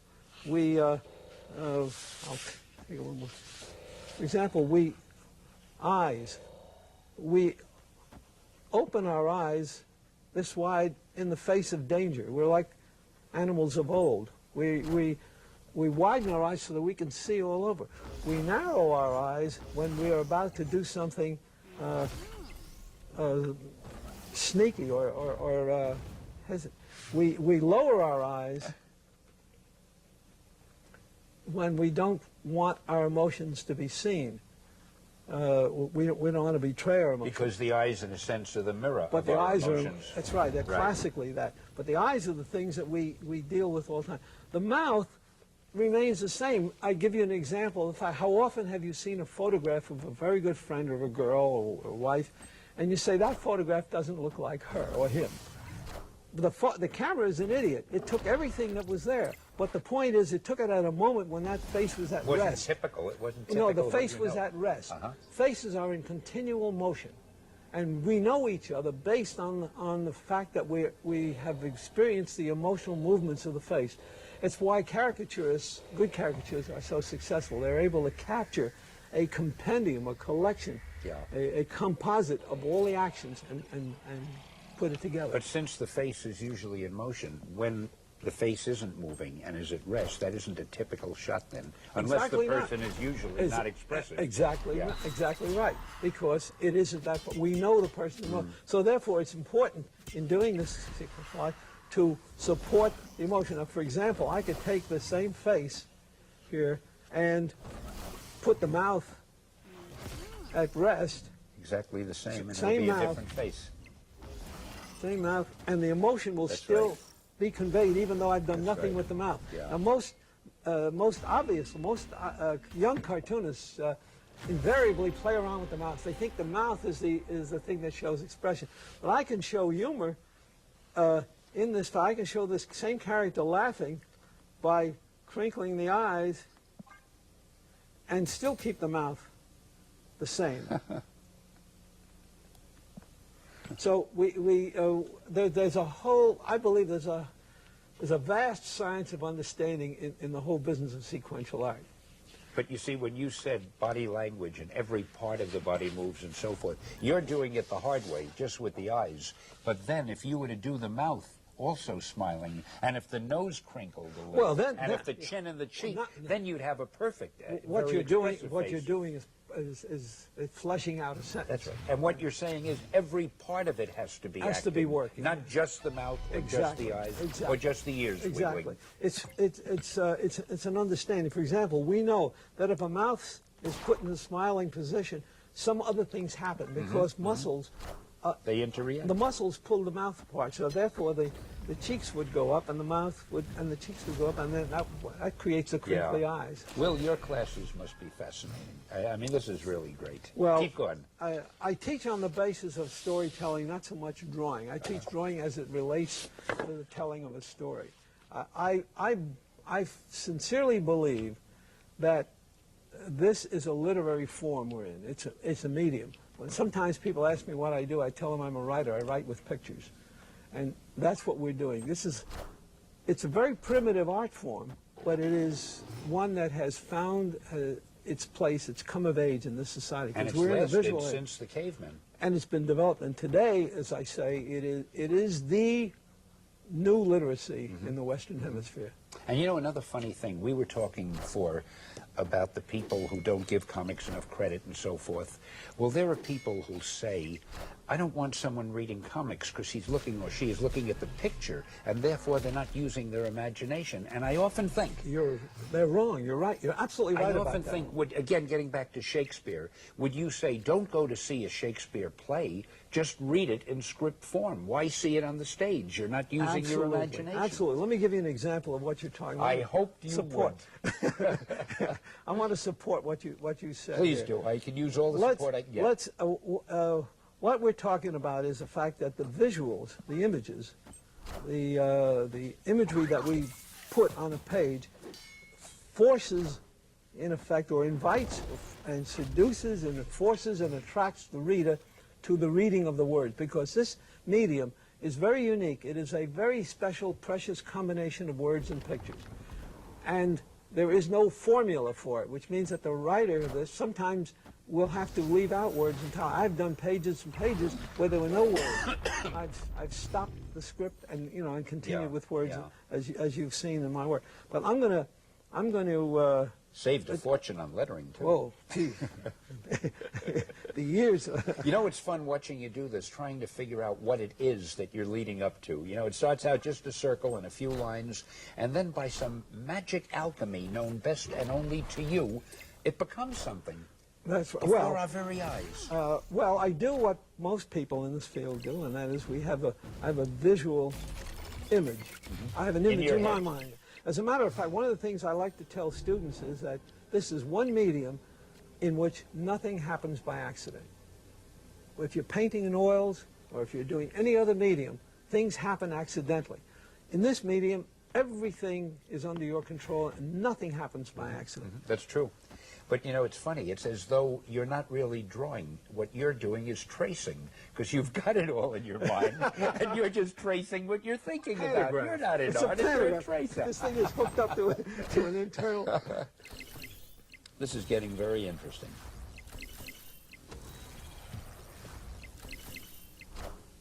Now, this is going to have to do...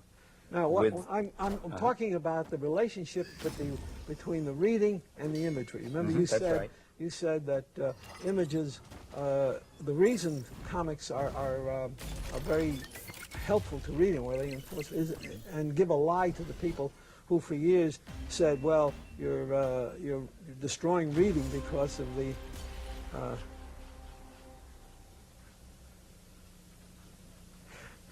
well, as a matter of fact, when I first began selling comics to schools in the 60s, when I told you I had a company doing that, I used to have a terrible time with the teachers. They virtually, I felt like I was a drug addict, a drug dealer in the schoolyard.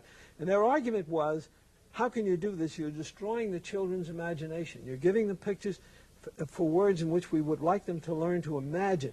And I kept arguing that, no, I'm enhancing, I'm abetting the imagination. And they couldn't see that, and as a result, we had a lot of trouble selling to schools. I'm happy to say that that theory is much less prevalent now. Yes, well, there are two reasons. One is a very pragmatic reasons, and the teachers have been frustrated by the reluctance of children to read, and so they're reaching out for anything they can get their hands on. And the other reason is that there's a whole generation of people who've grown up with this medium. Nobody under the age of 40 grew up reading anything but comics. I mean, or reading other things, but grew up with comics. So they're all... Now, I'm going to put a balloon here, in here, and I defy somebody to look at this thing without wanting to know what's inside that balloon. I wondered what you were leading up to. That's great. So you have here the necessary combination of words and balloon. This balloon could not exist without this thing, and this does not exist without the balloon. And it's that very carefully wedded combination of the two that really makes this a reading medium. This is the thing I'm working on in this television thing I was telling you about. That's a great with example. Public television. Yeah. So we have a medium here that not only is a true reading medium, but has the capacity of encouraging reading and have meaning. And Now, you see, it helps your imagination. I can imagine what he's saying very easily. And you Will know- someone please pry my feet loose from this manhole cover that they're stuck to? or something like that. Or something like that. You know, it's funny. I'm involved in a committee called Entertainers for Education, where we're trying to use various forms of entertainment, such as comics, to help education. And today, the mood and the climate has changed so much.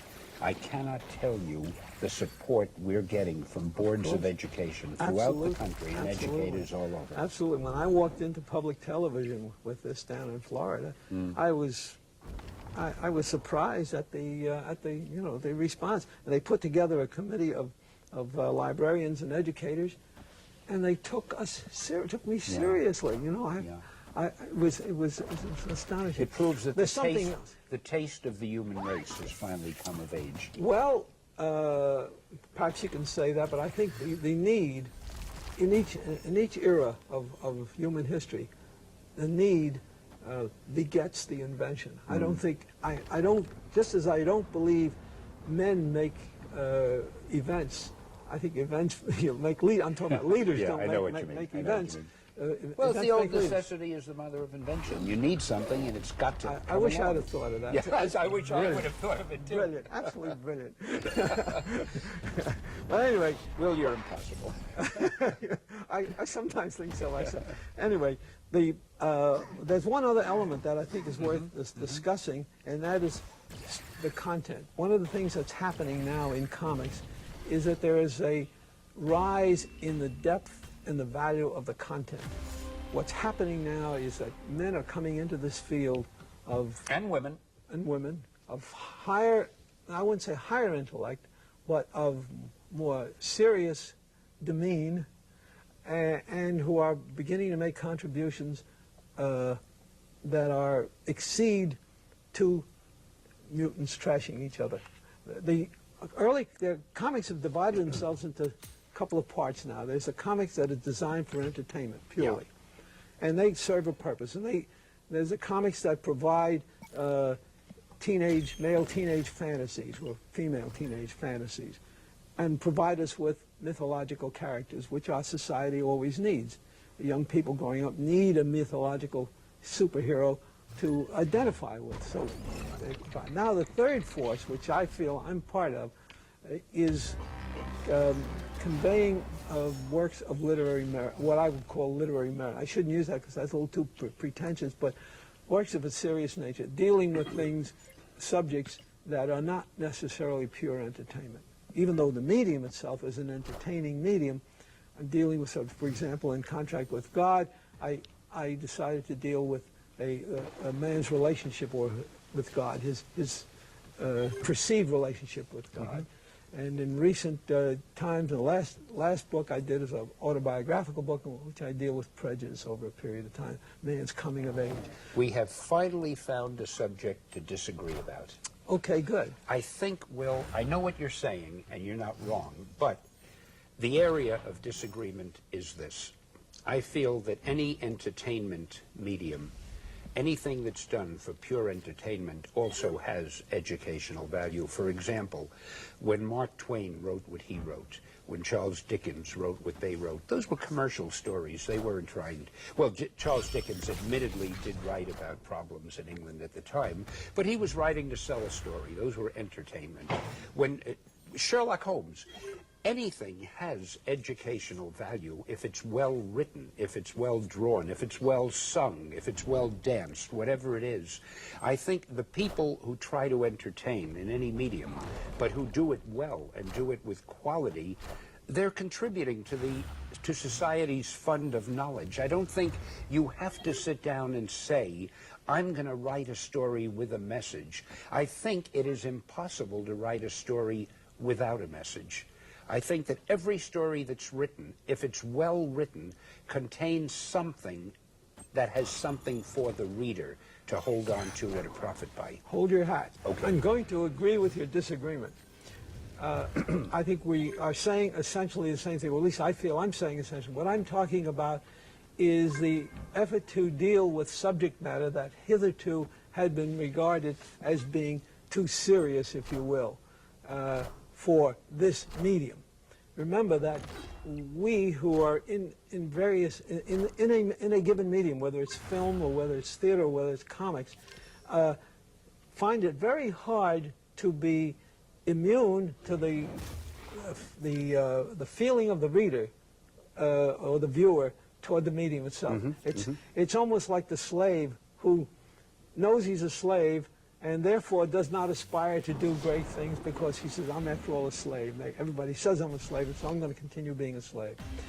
What I'm talking about is not the fact that storytelling has no intellectual value. It does. As a matter of fact, storytelling is a way of teaching that we learn as a society from our storytellers. Our storytellers tell us how to deal with life. Well, then we don't really disagree. No. Listen, hold it 1 second. Yeah, sure. I want to hear more, and we will.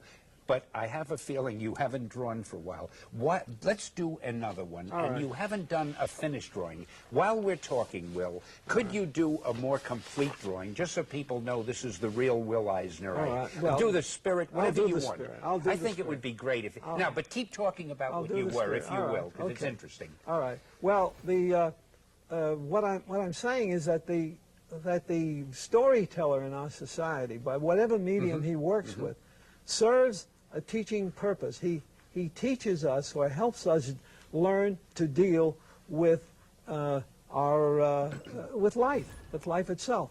It's even Aesop's fables, as simple as they were. Well, they're a great example. Provided us Everyone had a lesson, with but they had the intention. That's why they were fables. They were written with the intention of each one providing a message. I wonder if they were entertaining. I think they No, but I mean by the very nature, because each one had a little a slogan, a little motto, a little parable, or whatever you call it, at the end of it. I mean, the purpose of it was each one was to teach a lesson.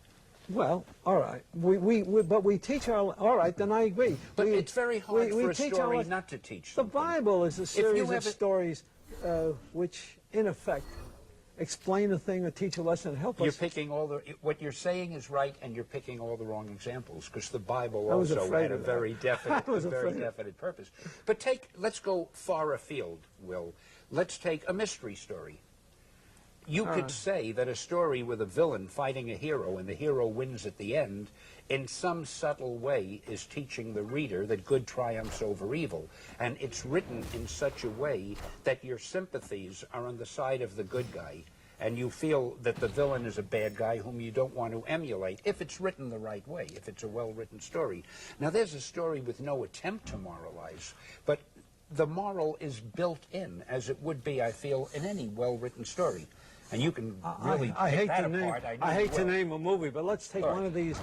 of these trash and slash movies. Only without if you mentioning keep your drawing. name. Only if you keep drawing. Without mentioning. Because I your know name. you can't argue as effectively if you don't use your hands, and I want to have an That's right. advantage Okay, here. you got the advantage. All right, a slash movie. Well, take a slash and trash movie. Mm-hmm. A guy who runs around without mentioning the name, terminating people. All right. Mm-hmm. Is there a moral to that story? Does that what does that teach us? Well, I think it may teach us a lot of things. First of all, our sympathies are entirely on the side of the good people and of the woman in that particular story. One thing that it shows is that a woman, as well as a man, can be strong, can have determination, can fight for what she believes in, and can eventually triumph. I have had many women say to me they love stories like that with strong female heroes. If I said female heroine, that would be a redundancy, and you'd probably leave the table. And I can't, I'm drawing. I would feel also that it shows that if you just keep fighting and you don't give up, no matter how impossible the odds, there's always a chance that you might persevere. Certainly everything seemed impossible for our good protagonists there, and yet they managed to triumph at the end. Now, obviously, I am grasping for something there. That movie was not written intending to be a life's lesson, but as I say, I think if something is well done, there is something in it. There's a message in it. There's some communication. Nobody can argue. Everybody. Nobody can argue with that. Nobody can argue with the fact that if something is well done. And there was a time when science fiction stories were regarded as kind of a junk food, a literary junk food. And along came guys like Ellison and, and Bradbury and Clark, who wrote stories that are classic and provide insight. But what I'm talking about, I think what I started out talking about, and I think I got lost there, was the fact that the intent of the story.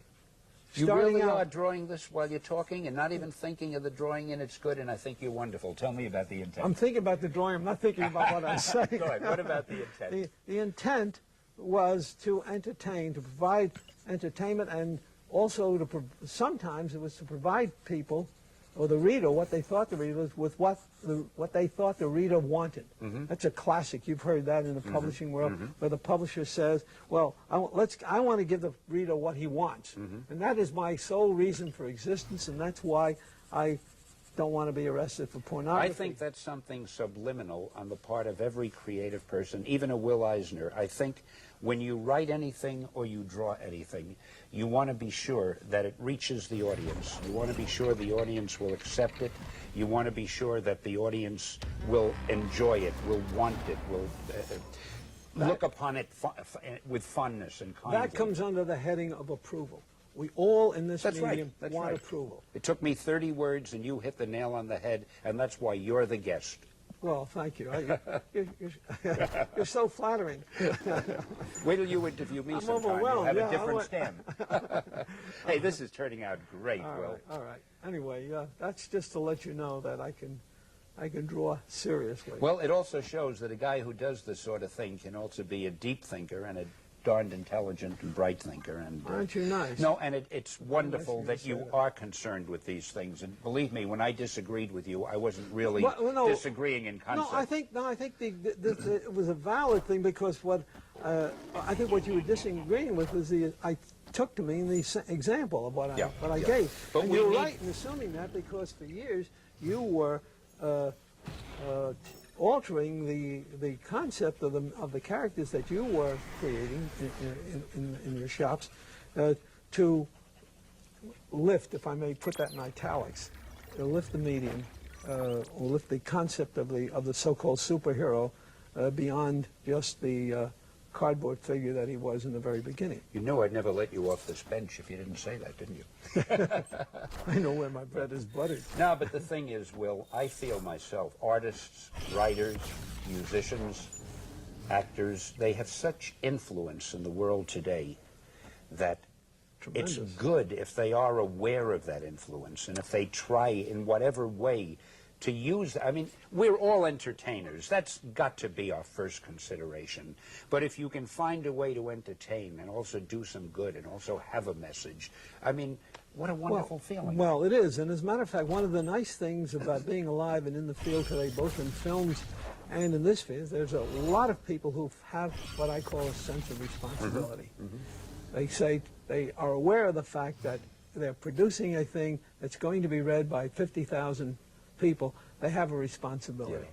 And you do too, Will. You have a responsibility to autograph this thing, because by hook or by crook, I'm going to keep this copy. I think it's just great. And you did prove that you can draw the spirit, you son of a gun. Oh, that's great. Remember the time in Lucca? Italy. Many years ago, Yeah. we were signing autographs, and one kid came over, and you signed my name, and I signed your name. Yeah. He walked off the title. Oh, those were the days. I loved Lucca. I hope they ask us back there Yeah, sometime. it was a great time. Will, that's just beautiful. Let me see that. All right. And you know, it has the same, to repeat, it has the same spirit and the same vitality as I remember the strip always That's having. the spirit. That is great. That's His the eyes spirit. are smiling and his mouth is smiling, and Yeah. according to your theory, as far as I'm concerned, his shoulders are That's smiling. smiling. Everything is smiling. Well, I Everything is got to tell you contributing. something. I wish that we had more tape in another 10 hours. Well, You're I a could- great guy to talk to. I could draw forever. And I could talk to you forever. I love Stan, you. it was a Thanks pleasure. so much for Enjoyable. coming. Very and enjoyable. for proving Thanks why, for inviting me. for proving why you're here among our list of the comic book greats. Oh, thanks so much. Thank you very Will. much. Right. Thank you. And I'm going to take this one. You're entirely welcome. Entirely welcome. For God's sake, don't trip and stumble and ruin the whole exit. And they won't do one thing over. We'll have to do the whole tape over again if you ruin it.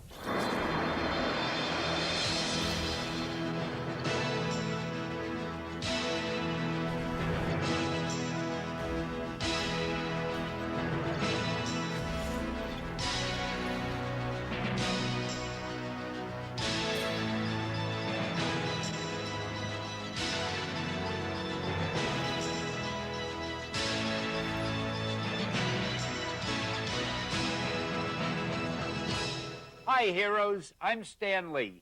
And man, I hope this is as big a thrill for you as it is for me. But I'm here with two of my favorite people in the comic book business, in fact, in the whole world. Ring-a-ding Romita, who hates that nickname, Johnny Romita, and Johnny Romita Jr., and I'll kill him for wearing that red shirt and getting all the attention here today. But Johnny Sr., you're the guy who, I guess you go back as far as I do at Marvel Comics. We've worked together on 50 million projects. As far as I'm concerned, you're probably not only one of the best artists in the business, but certainly one of the most versatile. I don't think there's a type of strip you haven't done, and magnificently. And Johnny Jr. is threatening to be better than you are. And not only that, he's following, well, we were just talking about something before we started the taping here, where you had created the Punisher costume. And now what is it? Well, let's show the Punisher first. Which of these is the Punisher? That's the Punisher. All right, here's the Punisher Warzone. Now, you're the guy, I wonder if we have a good picture of his costume in here. Oh, the Punisher? Yeah. He's in this. Well, this is a reasonably, I don't know how much you see of the costume, but that's our Punisher, thanks to John's design. Now, what is it you're doing that's very similar? I have a character called Shotgun, and it's kind of another version of Punisher as far as I'm concerned, but it's the African-American version of the Punisher. And he's just a Oh, here he is. very bad guy.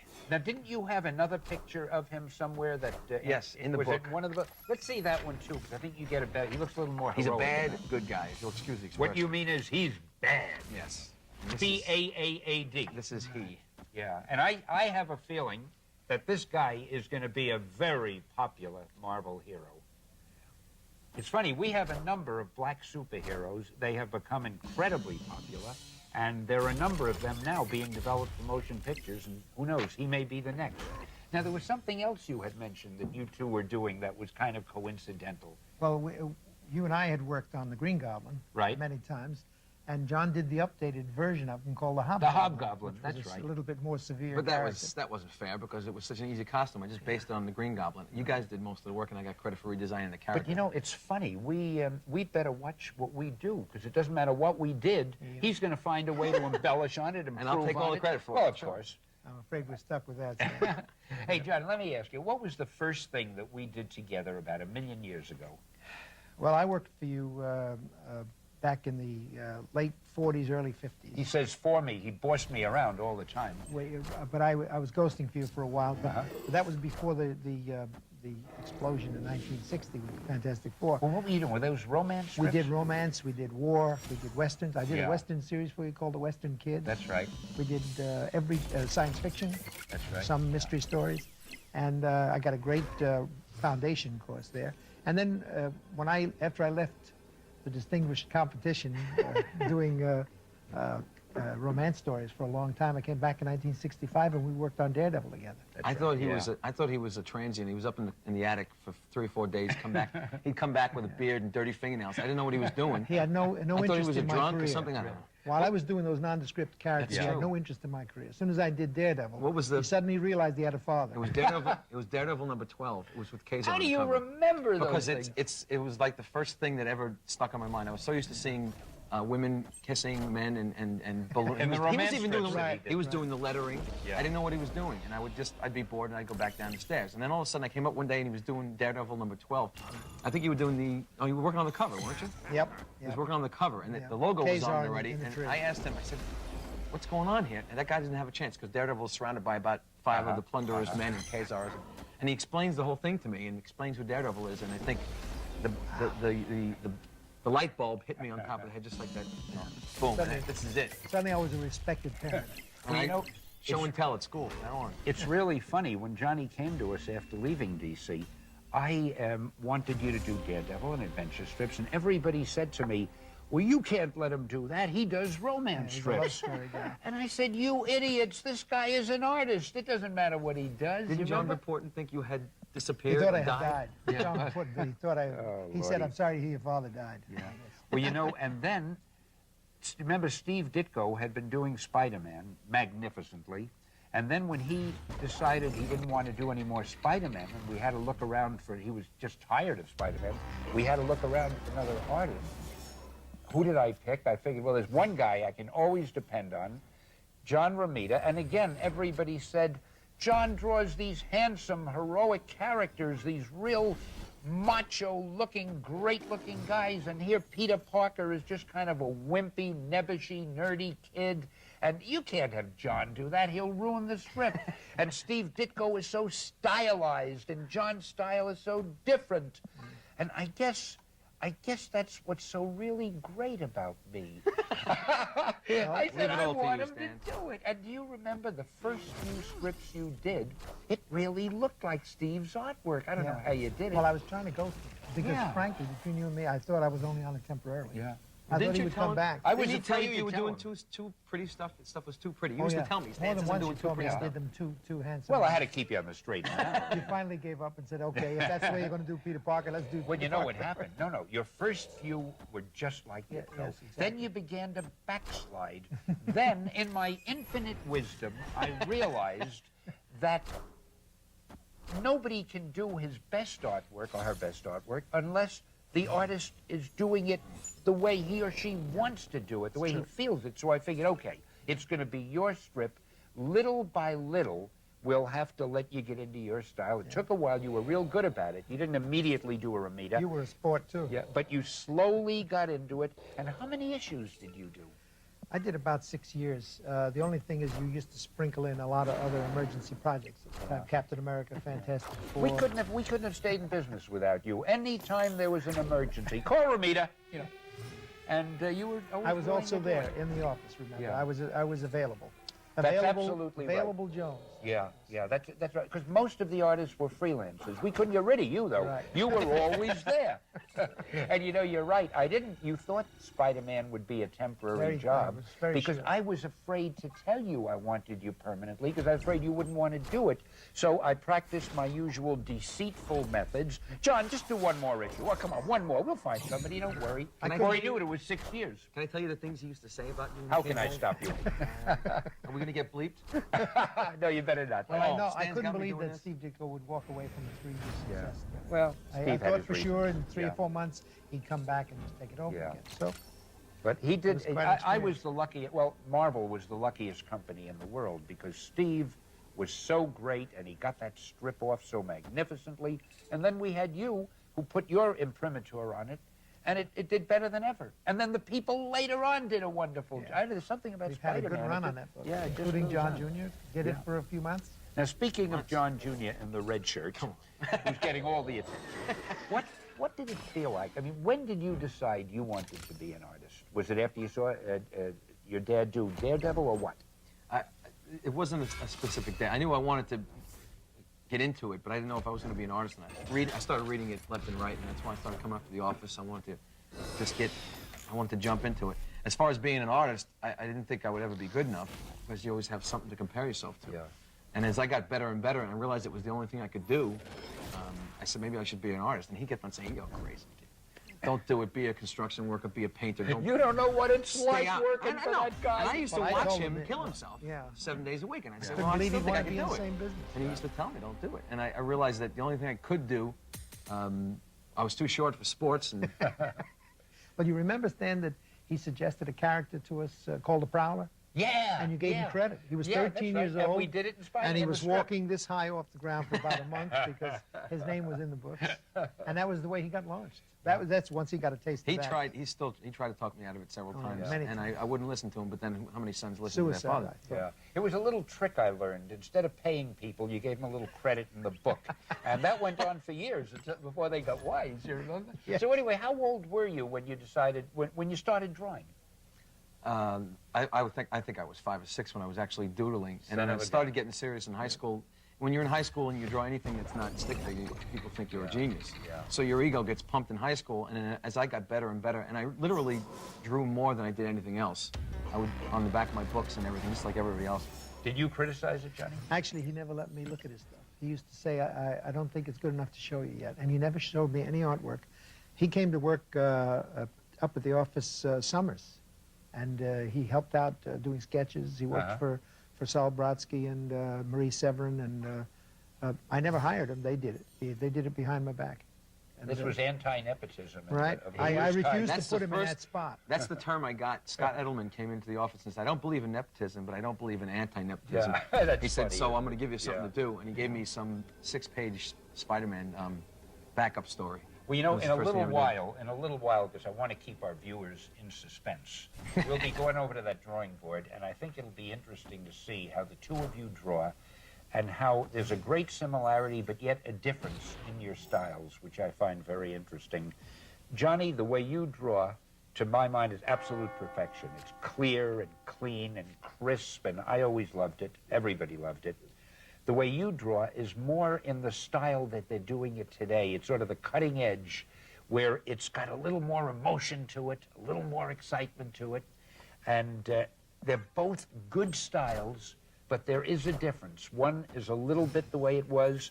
One is the way it is now.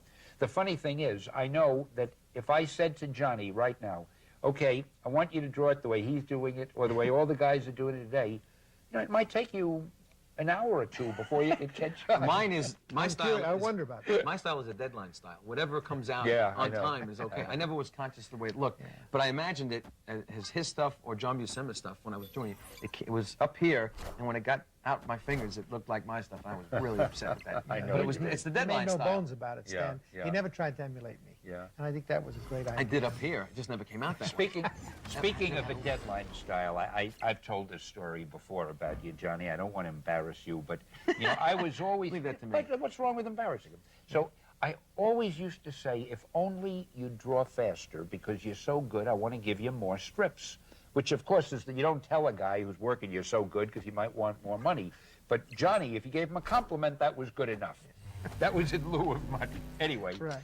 he always used to say, I'm drawing as fast as I can. I'm not as fast as those other guys. And it wasn't true.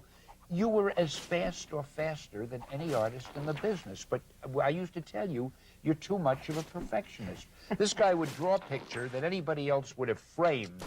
And he'd say, well, it isn't quite right. I'll do it over. In the meantime, I'm waiting for the strip. No, I want to make it better. I'll do it over. And I used to say, your worst drawing is better than anybody else's. Let it go. And you wouldn't do it. But I guess you have to hand it to you. You were a perfectionist. Couldn't help it. The problem is you were married. See, Yeah. if you had been single and then got married while you were working, you would have been faster because the bills would stop piling up. That's what happened to me. You know, if I had thought of that, I'd have found some way to bust up that marriage. It never occurred to me. Why didn't you tell me? My editor-in-chief says the same thing. I'm glad you get married because you'll be putting out more Producing more work. work. And it Wait, do was you mean partially true. you need money more when you're single? I never thought of that. When you're planning to get married. Well, there's more spare time, more free time when you're single. Son of a gun. And plus, nobody's spending your money for you. She's going to kill me when she sees it. Well, you don't have love to you, worry. honey. The Don't worry chances about are it. nobody will ever see this video. And we're all safe. We're all safe. She's going to shoot me, though. Yeah. Now, let me ask you one thing. Of all the strips you've drawn, I want to ask both of you this. You haven't drawn quite as many, but you've still been around a while, and you're doing some magnificent stuff. Johnny, you first. What are your favorite? Do you have a favorite? I mean, what type of strips do you like the best? I would have loved to have done Terry and the Pirates. Really? So that goes back to my childhood. Because as a Terry child, and it the- was a strip you I loved, just right? used to dive into Terry and the Pirates Yeah, every Sunday Milton and stay Caniff. there for 3 hours. Yeah. I absorbed him through my pores. Daredevil, I think Daredevil was probably the most natural because even though 6 years of Spider-Man and 4 years on the strip, I never felt quite at home with Spider-Man. I always felt like it was someone else's strip. Because you didn't start it. And when I didn't start Daredevil, but for some reason Daredevil was more natural to me. That was probably the most natural strip. Maybe it's because the guy who started it drew it in such a different style and only did the one, you know, Bill Everett, he Bill only Everett, did the right. one book. Yeah. So then you still felt like you were establishing the style. It could be. Wally Wood had sort of set the pace there, Yeah, but I felt a little bit. Yeah, because nobody more in had control. really established the I let definitive yeah, style. I was until myself you. immediately. Yeah. You know, incidentally, I might add that when you mentioned you worked on the strip, you're referring to the Newspapers. Spider-Man newspaper strip, which you did for 1,000,000 years also before you left me to wallow by myself in this thing. How about you, Johnny? What are your favorite type of strips? The favorite type, I don't know. As far as the favorite things that I've done is the stuff I'm going to do because I'm not The really... favorite things you've done is the stuff you're going to do. Yeah. I can see why you haven't been on too many talk shows. Only because I'm not... Everything I've done has always been room for improvement. I see so many things that I can do now Well, you're that I not couldn't going do to become yesterday. a perfectionist like No, him and miss your everything deadline. I've done, still I gonna feel be like faster. everything I've done, I feel like I could have done better. So I'm going to say the stuff I'm about to do is going to be my favorite stuff. I guess the Punisher stuff because I'm doing it now. I'm happy with. I'm more comfortable with this character than any character I've done before. I guess I could say the Punisher, and he's Italian, which is great because I have a little inroad into that character. So I know how people draw. I know what noses look like, a couple of busted noses, and so if I had to pick somebody, I'd say the Punisher now, and. But I still say the stuff I'm going to do is going to be better than anything I've done, only because glad I'm you getting better feel as I get that older. way. Yeah, and I'm glad you feel that way because it's so great after having done a lot of things to be that enthusiastic about the new things. I can't you're wait gonna to see do. what happens the next Yeah. time, because I do things from one day better than I did the day before, just because you've been alive That's 24 right. hours longer. So still have so much to learn. It's ridiculous, and that's the exciting part about it. So when I'm 95 years old, I'm going to be satisfied Maybe with you'll what have I've it. done. You'll keep at I'll it get it until you down. get it. And he also adds an element of design that, and me as a human figure artist, I think of human beings first. He designs the pages and the panels with a lot more punch I and know a what lot you mean, more. yeah. And I think in books like this, the Hearts of Darkness book, with all the tremendous imagination at work and all sorts of varieties of creations and demonic stuff, I think the generation that John represents. There's the a Jim Lees, demonic the Ro- generation. Yeah, they do a lot of this very strong imaginative stuff, and I think it's very good, very popular. Well, obviously. Tell you what, we've been talking about artwork for a while. How about a little demonstration from both of you? And I've got an idea that may be wacky, but let's try it. What do you say we Okay, get over to that the sounds drawing good to board? me. Okay. Okay? Yep. Hey, well, here we are at the famous Comic Book Greats drawing board, which, of course, one day will be deeded to the Smithsonian Institution. And I've been thinking, I was just wondering, since both of you draw and both of you ink, Wouldn't it be fun if you penciled a face, a figure, whatever, and you ink it, Johnny, and then, Johnny, if you pencil something and your dad inks it. I'm glad I thought of that. And we'll be able to get a feeling of the different styles and how you work and so forth, and it'll keep us going for a few minutes. Maybe he could ink everything I do, Yeah. so fix it. Now, John Senior, they tell me, Yes. they tell me that you have been known to draw an attractive female once or twice in the past. And I know you must be bored with these very muscular superheroes. So, as a favor, do you think you could handle an attractive woman that would kind of fill us can all handle with an awe and attractive woman. admiration? Handle a muscular, attractive woman, right? The Whatever. current No bulging. bodybuilding today. Yeah, I think there are some tips to be learned about drawing women. One of the things that a lot of young artists fail to do is to keep females uncluttered and to keep their lines graceful and smooth, even if it's Make the lines dark enough where the camera Oh, won't yeah. catch. And if the camera misses one of your lines, I won't sleep tonight, because those lines are Okay. precious. Now, go ahead and tell us about the You draw uncluttered women. lines. You draw women because you're cologne, Dad. So don't think about it. and the thing is that there's a symmetry and a simplicity that's necessary with women that must be adhered to. Otherwise, you end up with a lot of bony 5 o'clock shadow women. I think most young artists just are so used to drawing powerful beings and horses and spaceships, and that they sort of neglect the business of drawing women. And I think that they have to be conscious of the simplicity and yet the interesting silhouette. And that's what I generally put into the stuff. If I've gained any kind of recognition drawing women, it's because I've managed to keep that simple premise in mind. You could do this for a living, you know that? I want to tell you, I am so glad you're doing this, because there are so many people who have never seen the women you do, and who may have thought I was exaggerating when I was talking. He does women, boy. Oh, I got to tell you.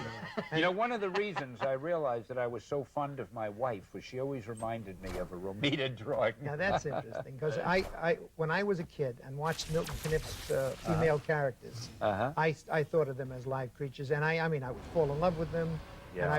I would care whether they lived or died, and it's the kind of a thing that stays with you. I mean, my formative years, my early teens, when Milton Caniff was doing Terry and the Pirates, all of his female characters were tremendously important characters. Well, now I'm going to tell a little secret.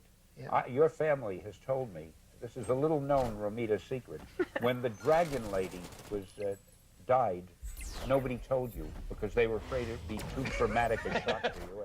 And I think that was very That's nice. not too far from the truth, because Caniff used to do that, which something that you and I did at later years, killed off a major character in Spider-Man.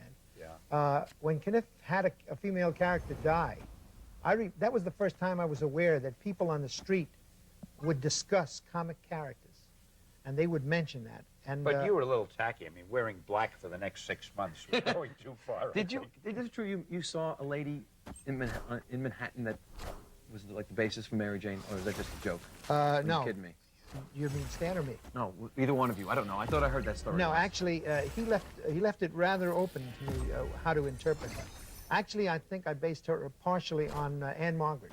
Yeah, that's right. I used Anne Margaret dimples and a cleft in the chin, Yeah. and some of the full face smile that she had, because we were trying to make a girl that was very with it and very modern.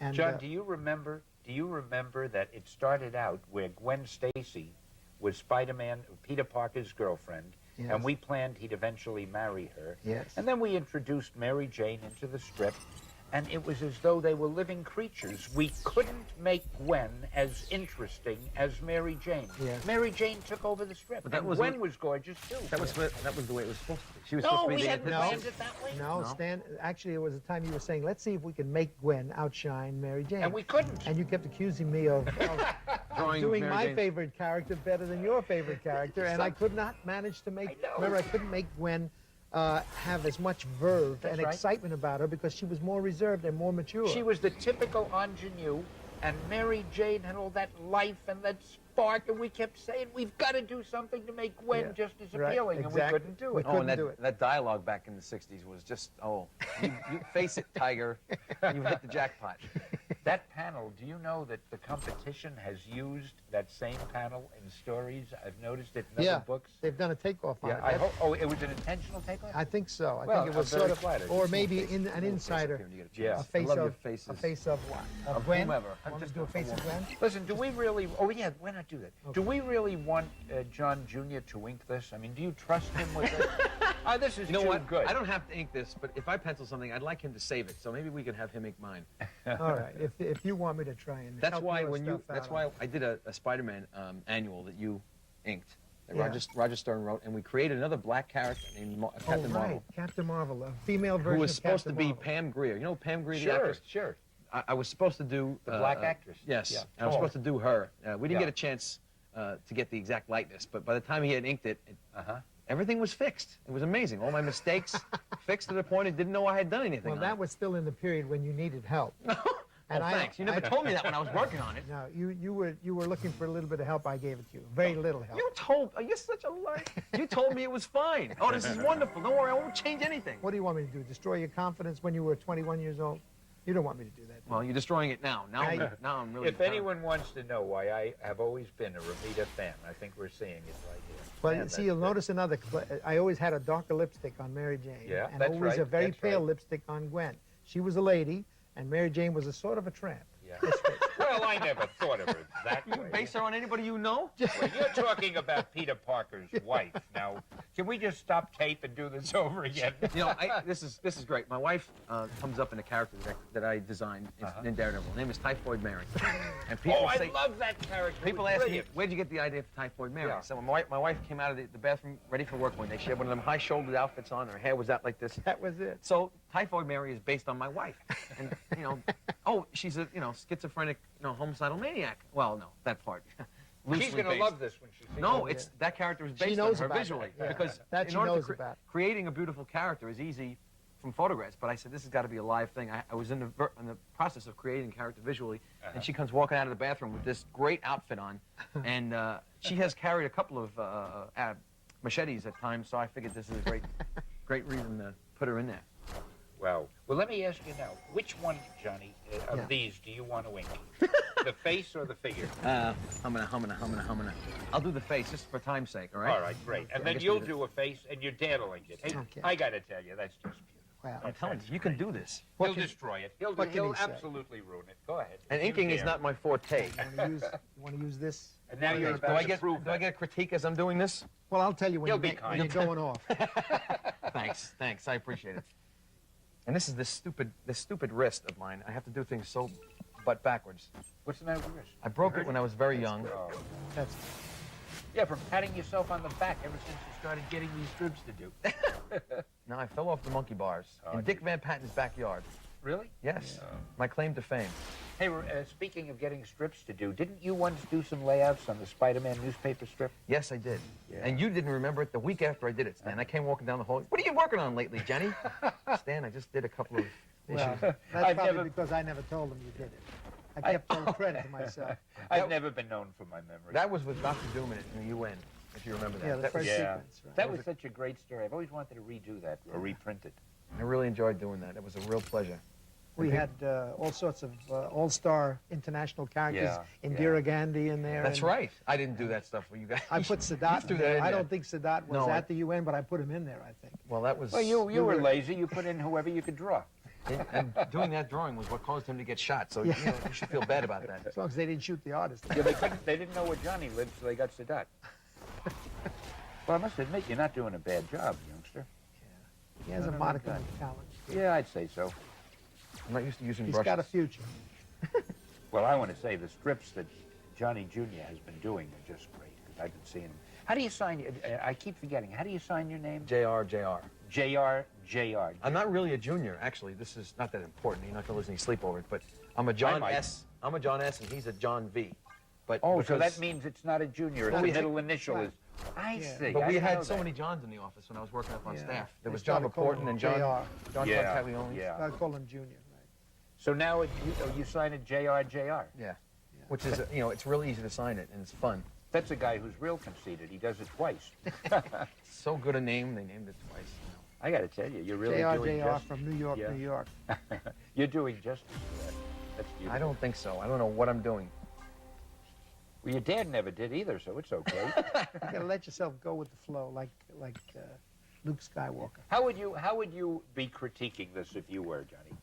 I would just tell him Don't to work use on less camera. lines on the blonde hair. And don't things work like on that. camera, is what you should tell me to do. Yeah. You still like it more simple and open. Well, right? still you have to do it. When you're working on large expanse like that, you don't have much choice, even with blondes. Yeah. And also, I'm just not real good with a brush at this point. I'm better with a pen. All right, Making now tell you enough what we're excuses or going to what? do. Somebody is going to, you're going to write JR, JR in the corner. Yeah. Okay. And you know what I'm leading up to, of course. Yeah. And then you'll owe me some money, because when I take this home to frame it, I'll just send you the bill. And Johnny, you're going to write whatever the heck it is you write. Right. I'm just gonna write. Now you're going to see a signature. Now you're going to see one. Look at that. Is that modest? Just a simple Unbelievable. Romita? Low key. And that is not my age. That is the year. Stanley, should I 92. put red on this? No, red really bothers you. You don't have to. I'll always remember.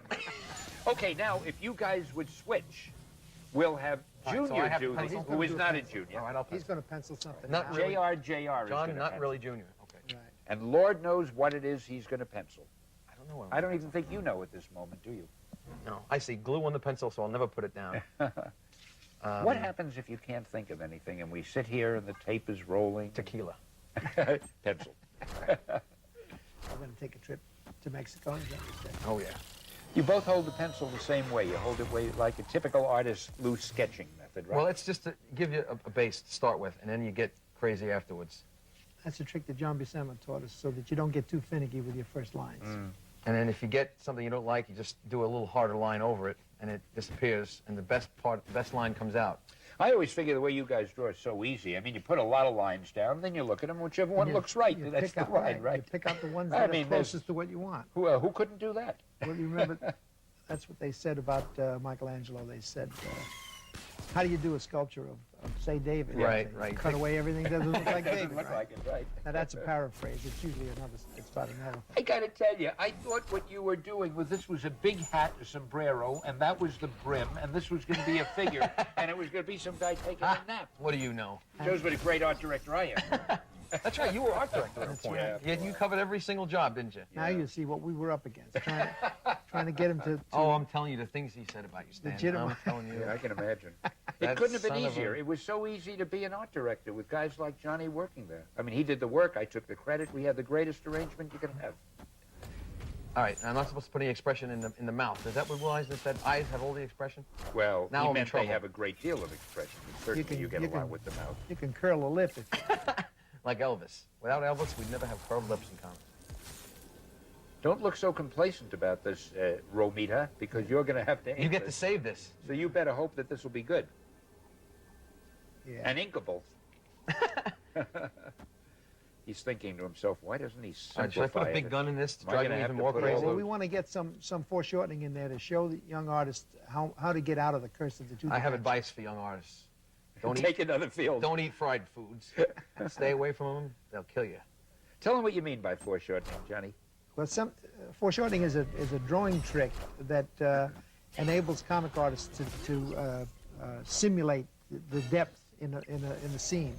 One of the hardest problems comic artists have is to defeat that illusion of that two-dimension limit, and to get that three-dimension on the figures so that the reader feels like he's looking in on an actual Yeah. scene instead of a picture of a scene. Weren't you saying earlier, just before we started taping, that the most, and I'd like you to amplify this if you would, one of the most important things is to take these two-dimensional drawings and make them three-dimensional in some way? Yeah, I think that's the biggest challenge that a young comic artist has to face and defeat. He has to find a way to convince a Yeah. reader that he's not looking at just a drawing of something, that he's looking at something happening.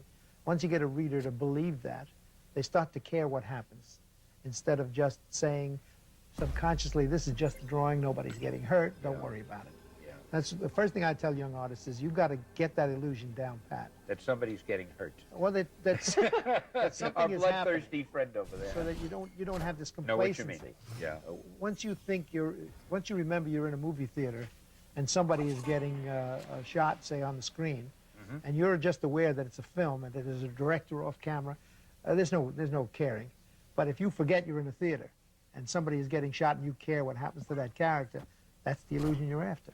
And that's what we're after in comics. That's every time I've drawn a page, I've always imagined the scene that I'm doing as a movie scene. Yeah.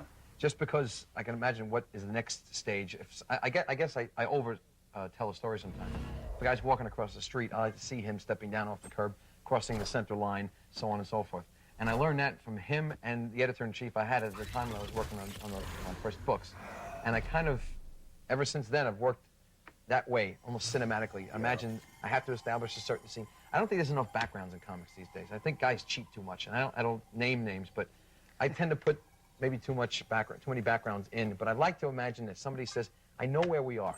We're in the middle of Manhattan. That's a crowded street, and I managed to put in every car and every person in that scene.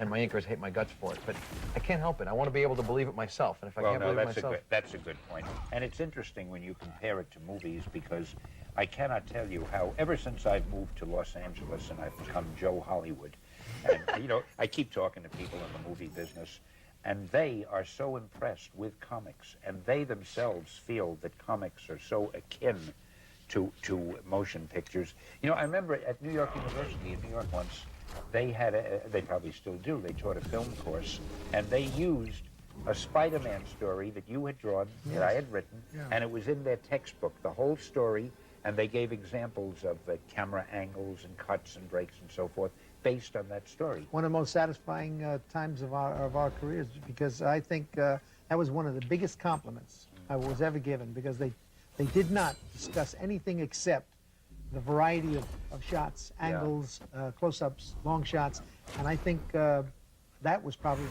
my finest moment in comics. Yeah.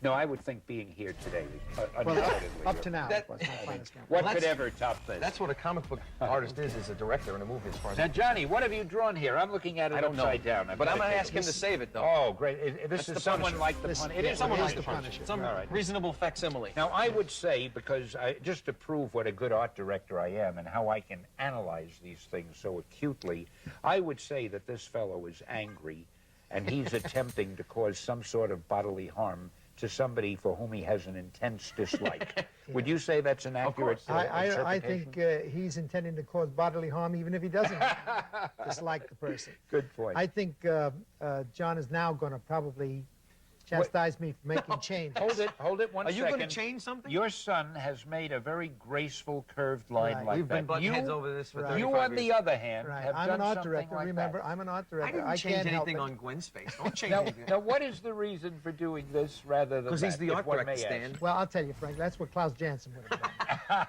done. But this looks better too. Yeah, It looks right. more violent. yeah. Yes, It this has is what more he's been doing to me. excitement. Yes. It looks right. wonderful, except let's change this.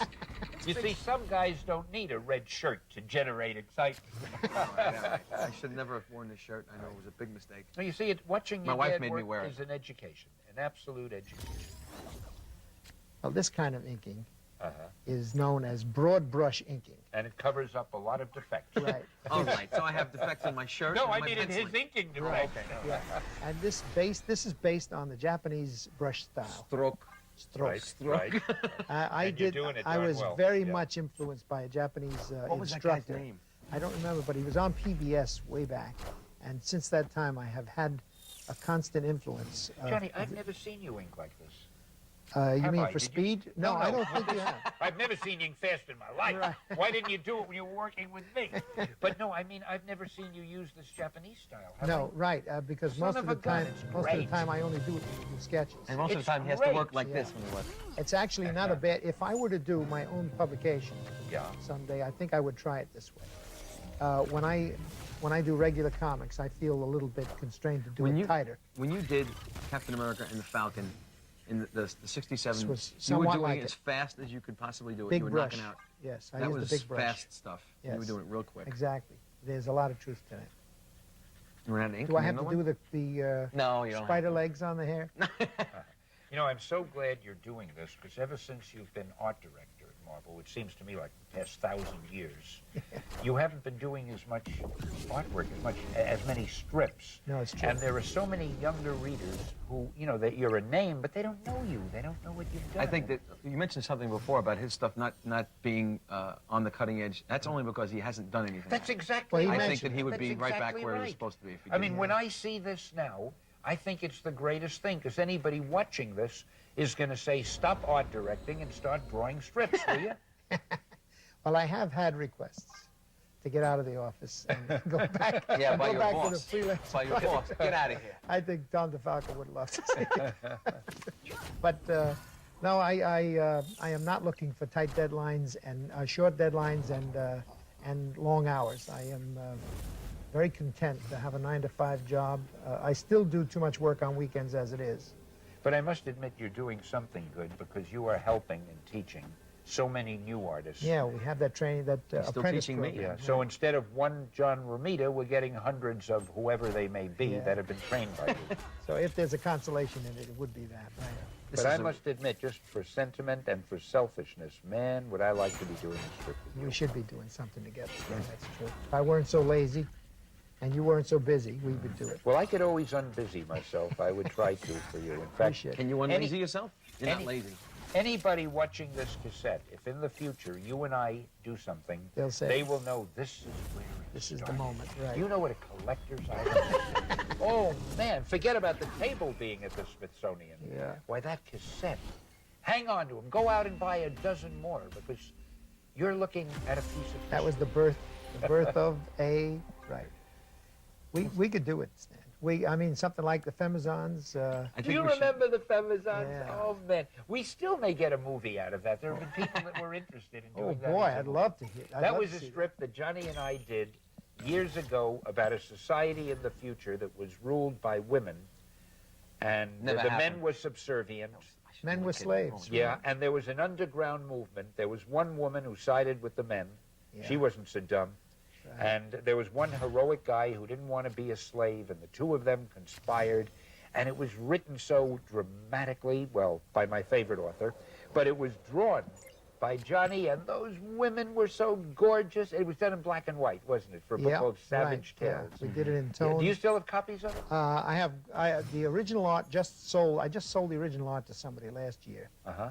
but I still have some copies. It Oh, was good. in Well, Savage save Tales them. #1. Yeah, save them, Yeah. because sooner or later I'm going to meet one movie producer of great vision and taste, and who knows? I want to do a Spider-Man thing with you guys. Spider-Man job with you guys. I want to pencil it and you can ink it. Oh, I think you've maybe been- you could write it if We've you Yeah, talked you've been feel so saying inclined. that. We've You talked are about saying that for years, right? I think we'll ever get it done. Well, I'm always available. I can always find an hour. He's got new boots, huh? No Oh, well, he's form-fitting got boots. biker boots on. Whatever you want to do. See, Oh, that's my Oh, you shtick, had them 'cause folded down? Yeah, I that's missed all right. it. Okay. You're the art director. You should know this. Mr. Yeah. Technical over here. No, he's I right. slop something down and you fix it. That's my kind of job. I like that. Johnny, I've never seen you ink. You know the only time I remember seeing you ink like this? Do you remember that strip we did 1,000,000 years ago in a book called Menace about the guy who puts a hood on his head and he can't get it off? Yeah. It seems to me, as I remember, that was inked like this, kind of Yes, with heavy yes. strokes and dark black. Well, did you write the Captain America stuff he did? Some of it. Yeah. Maybe no, I mean most way of it. back. The He stuff did he it all. first did. Yeah, I think I wrote You most did the of it. writing? Oh, the first, you first mean stuff, the in the- ones in in the the 50s? Yeah. Well, he wrote the other one too, Yeah. Stan, right? I think he wrote. Yeah, he wrote was a doing it. I really have trouble remembering what I wrote. Now, I have to look. Somebody will show me a story, and I have to look at the first page to see if my name is on it. And even then, I remember there were some that I didn't sign my name on, so I can't remember. If it looks real good, I figure I did it, and who's going to know? There you go. Oh, hey, that's great. Now, what, you left You that... put your name on top. Don't you need another speed line there? No, you want to Really, keep you that. You want to satisfied? keep that How many art illuminated. directors we have at this table? And you don't even want to bother with a gun, with a little finishing... the No, paint that arrow? should. See, that's where we were This is forced to go great. darker, and that should be nice and illuminated. A white. Oh, I streak. see. It's because there's a burst here. Right. So I've got it. See, what's throwing me off is the penciling underneath. Oh, Now, right. when I take this Right. home and frame it, and I'll send you the bill for the framing. When Right. I take it home and frame it, should I erase the penciling or should Yeah, I leave it I the way would. it is? No, you don't want to erase it. Yeah, you can erase some parts like that, and leave the rest of it on. Well, how would I know which parts to erase The and parts which to leave? that look like they're cluttering up the light source. Uh-huh. Now we should say this. Oh, that's Stan? really Oh, great. you get this? What do I get from you, Stan? You get the right to appear here in front of the entire world. Oh, boy. To be seen and appreciated and heralded and applauded, lauded, and to receive your accolades. You should be a writer, Stan. Someday, maybe. Hey, this is just terrific. All right, I've gotten my fee, and think now you I'm did going to more go work home. on Look, it you than I guys, did. you've got about another few minutes to fill. Do whatever you want, you know what. We'll do a little pinup. Actually, what do you think we ought to do for, let's say, the next 5 minutes before we knock off? How about if you What do you draw, feel like draw it? something, Stan, and I'll write. How about that? Remember you used to do those drawings on the backs of pages? I remember, but I don't have my right implement with me. Wait a minute. How about if I draw need a 5 special lines and pen. you make something out of it? Hey, Did that you- sounds that good. game? That sounds good. You I know, what you put the mean. 5 lines down and he'll No, make no, some- don't trust him. He's dangerous. Remember that game at the party? You throw 5 lines down somewhere and make it. Oh boy. No, you see, he's I wanna being, make it easy he's for being you. soft on us. You want Oh, to do I try get that that? one? Wait a second. Can we do that? Why not? Oh, you see, he's clever. He turned it to his own devices. Little cartoon. Yeah. All right, so he's got a stupid hat. Son of a gun. Too much expression as Too much- right. Will Eisner wouldn't like it. You've all got to get the Will Eisner interview to know what he's talking about. I am a pretty good cartoonist, right? I'm telling you, I realize Stan, that. great layouts. Little Great bit. layouts, He Stan. was easy on you. All right, now That's why don't- cheating. Why Try it don't again. you do one for your dad to do? Make it tough. Go ahead. Make it tough. That's cute. Yeah. Go ahead. Give I've it a always shot. wanted to do this. But Five let me- lines. Let me take this one out of your way. Right. I'm gonna give up in Clear the abject, field. in abject fear. Art Carney, right? Right. There we go. Come on. All right. No, that's cruel. That's isn't that Go rotten? ahead. That's pretty easy, I would It's say. gravel Gertie. I see the whole drawing. That's not a line. That's all right. That's 4, right? Press hard enough. I want everybody to see Get a every better line. pencil on that. You're running out of lead on Very that. funny. Very funny. You're running out of lead on that one. Yeah. All right. Let me try. Gee, they're this. all running out of lead. Very I got a funny. sharp- It is. Someday when we do I got a Brooklyn sharpener here, guys. It is going to be. There we go. someday I'll when we show you do a what to big do with budget this. interview, we're going to have a pencil sharpening. I'll We show don't you- use. I'll show who's you. Gonna, Big who's going to time. sweep this up? You want to see how to be clever, John? Watch this. This is a Bensonhurst sharpener, guys. And I don't want to see the guy have to clean this mess up. Oh, well, This is just Veronica Lake with shows- Yeah, glasses. don't mess around with Dad. I can see that. That's great. That's There you really great. You can't fool the old fox. Oh, that's not fair. You're Well- showing up your son on camera here, Ace. I hope just there are some long people life. who aren't too young to know who Veronica Lake was, but she She's was a an problem. actress This is what you look years like with the ago hair who over wore her her eyes. hair that way. Right. Yeah. Right. yeah. Actually, we've got characters in comics that I should have more properly have used the comic reference. Yeah, this is. There have been characters in the many of the strips. with Everything the that's hair being over. done has been done before, and it's been Right. done based on you There guys. you Trust go. me. Johnny, we have a couple of minutes more. Who wants to just draw a great villain's face? Just make up a villain. We need Make up another a piece of villain? paper. Yeah. Need another piece of paper? Yeah. Thank you, There sir. you go. You're a peach. No sacrifice is too Want to great. design a villain? Yeah. Let's design a villain. All right, should we have a patch? I'll leave One that up eye. to you. There's a character called Unocchio that I created. Unocchio. Well, based let's on see a him. based on some Don in New York City. So I like the idea of having one eye. So let's give him one eye. You want to just have the eye sewn Closed, up? like Popeye? You guys can finish talking. There won't be time to draw All right, the all right. picture. Draw! Want to make him old or young? Any way you like. You're the boss. I just want to kill a little time here. Yeah. Oh, we're this- running out of. Creating a We have a character. couple of minutes. Creating a character is a very interesting exercise for comic artists. They do it sometimes absent-mindedly, but always. All of the years of experience that have come into all the characterization they've done comes to bear in this kind of situation. You say, I've got to do 2 pages today. I don't have time to go doing character sketches, so you do it on the fly. Uh-huh. Many times, secondary characters, not always main characters. But All right, so you got one eye closed. yeah, How John, come you- villains always have bony noses? I don't understand that. Is that They don't Why have are to. villains always ugly? no, a lot of them aren't. All right, so he's a handsome, bony-faced guy with one eye. Yeah, I it's even Oh, more that's cute. insidious. I had more fun doing Fu Manchu, not Fu Manchu, what's his name? Oh, the claw. No. not the yellow claw. No, look at this. I'm running out of I know who you mean. the Mandarin. The I did the Mandarin in I should Iron have Man. remembered that. And he had been done so Excellent many times Mandarin. before, but Because he has a little beard and he's got Yeah. the stash and he's got those eyes. But you and made he's him got, fairly good looking. That was A lot fun. of Yeah. things for you to play with. He didn't look like Ming the Merciless under So, your... you know, that's what I'm ending up doing here. I'm doing the Mandarin here. You're not unproud of your son's prowess, artistic prowess, I are am- you, Johnny? Huh? knowing how dangerous it was for him to get into the business that his father was in, Yeah. and how many chances he took. Oh, I got I'm very treated lucky like and very dog, dude. proud, because a lot of young fellas try to do what their fathers do and don't succeed, and it's a very That's right. dangerous So situation. why do you fight me on it all the time? I don't understand it. Well, I Well, didn't because he want you doesn't to want you risk to it. get that much better than he is. He says, go into Well, it's too construction. late for that now, I'm afraid. Too late. Why did you become an artist? Because I can't sing and dance, right? And We're going to give you a stand-up routine also, and this is only the beginning. But don't bump.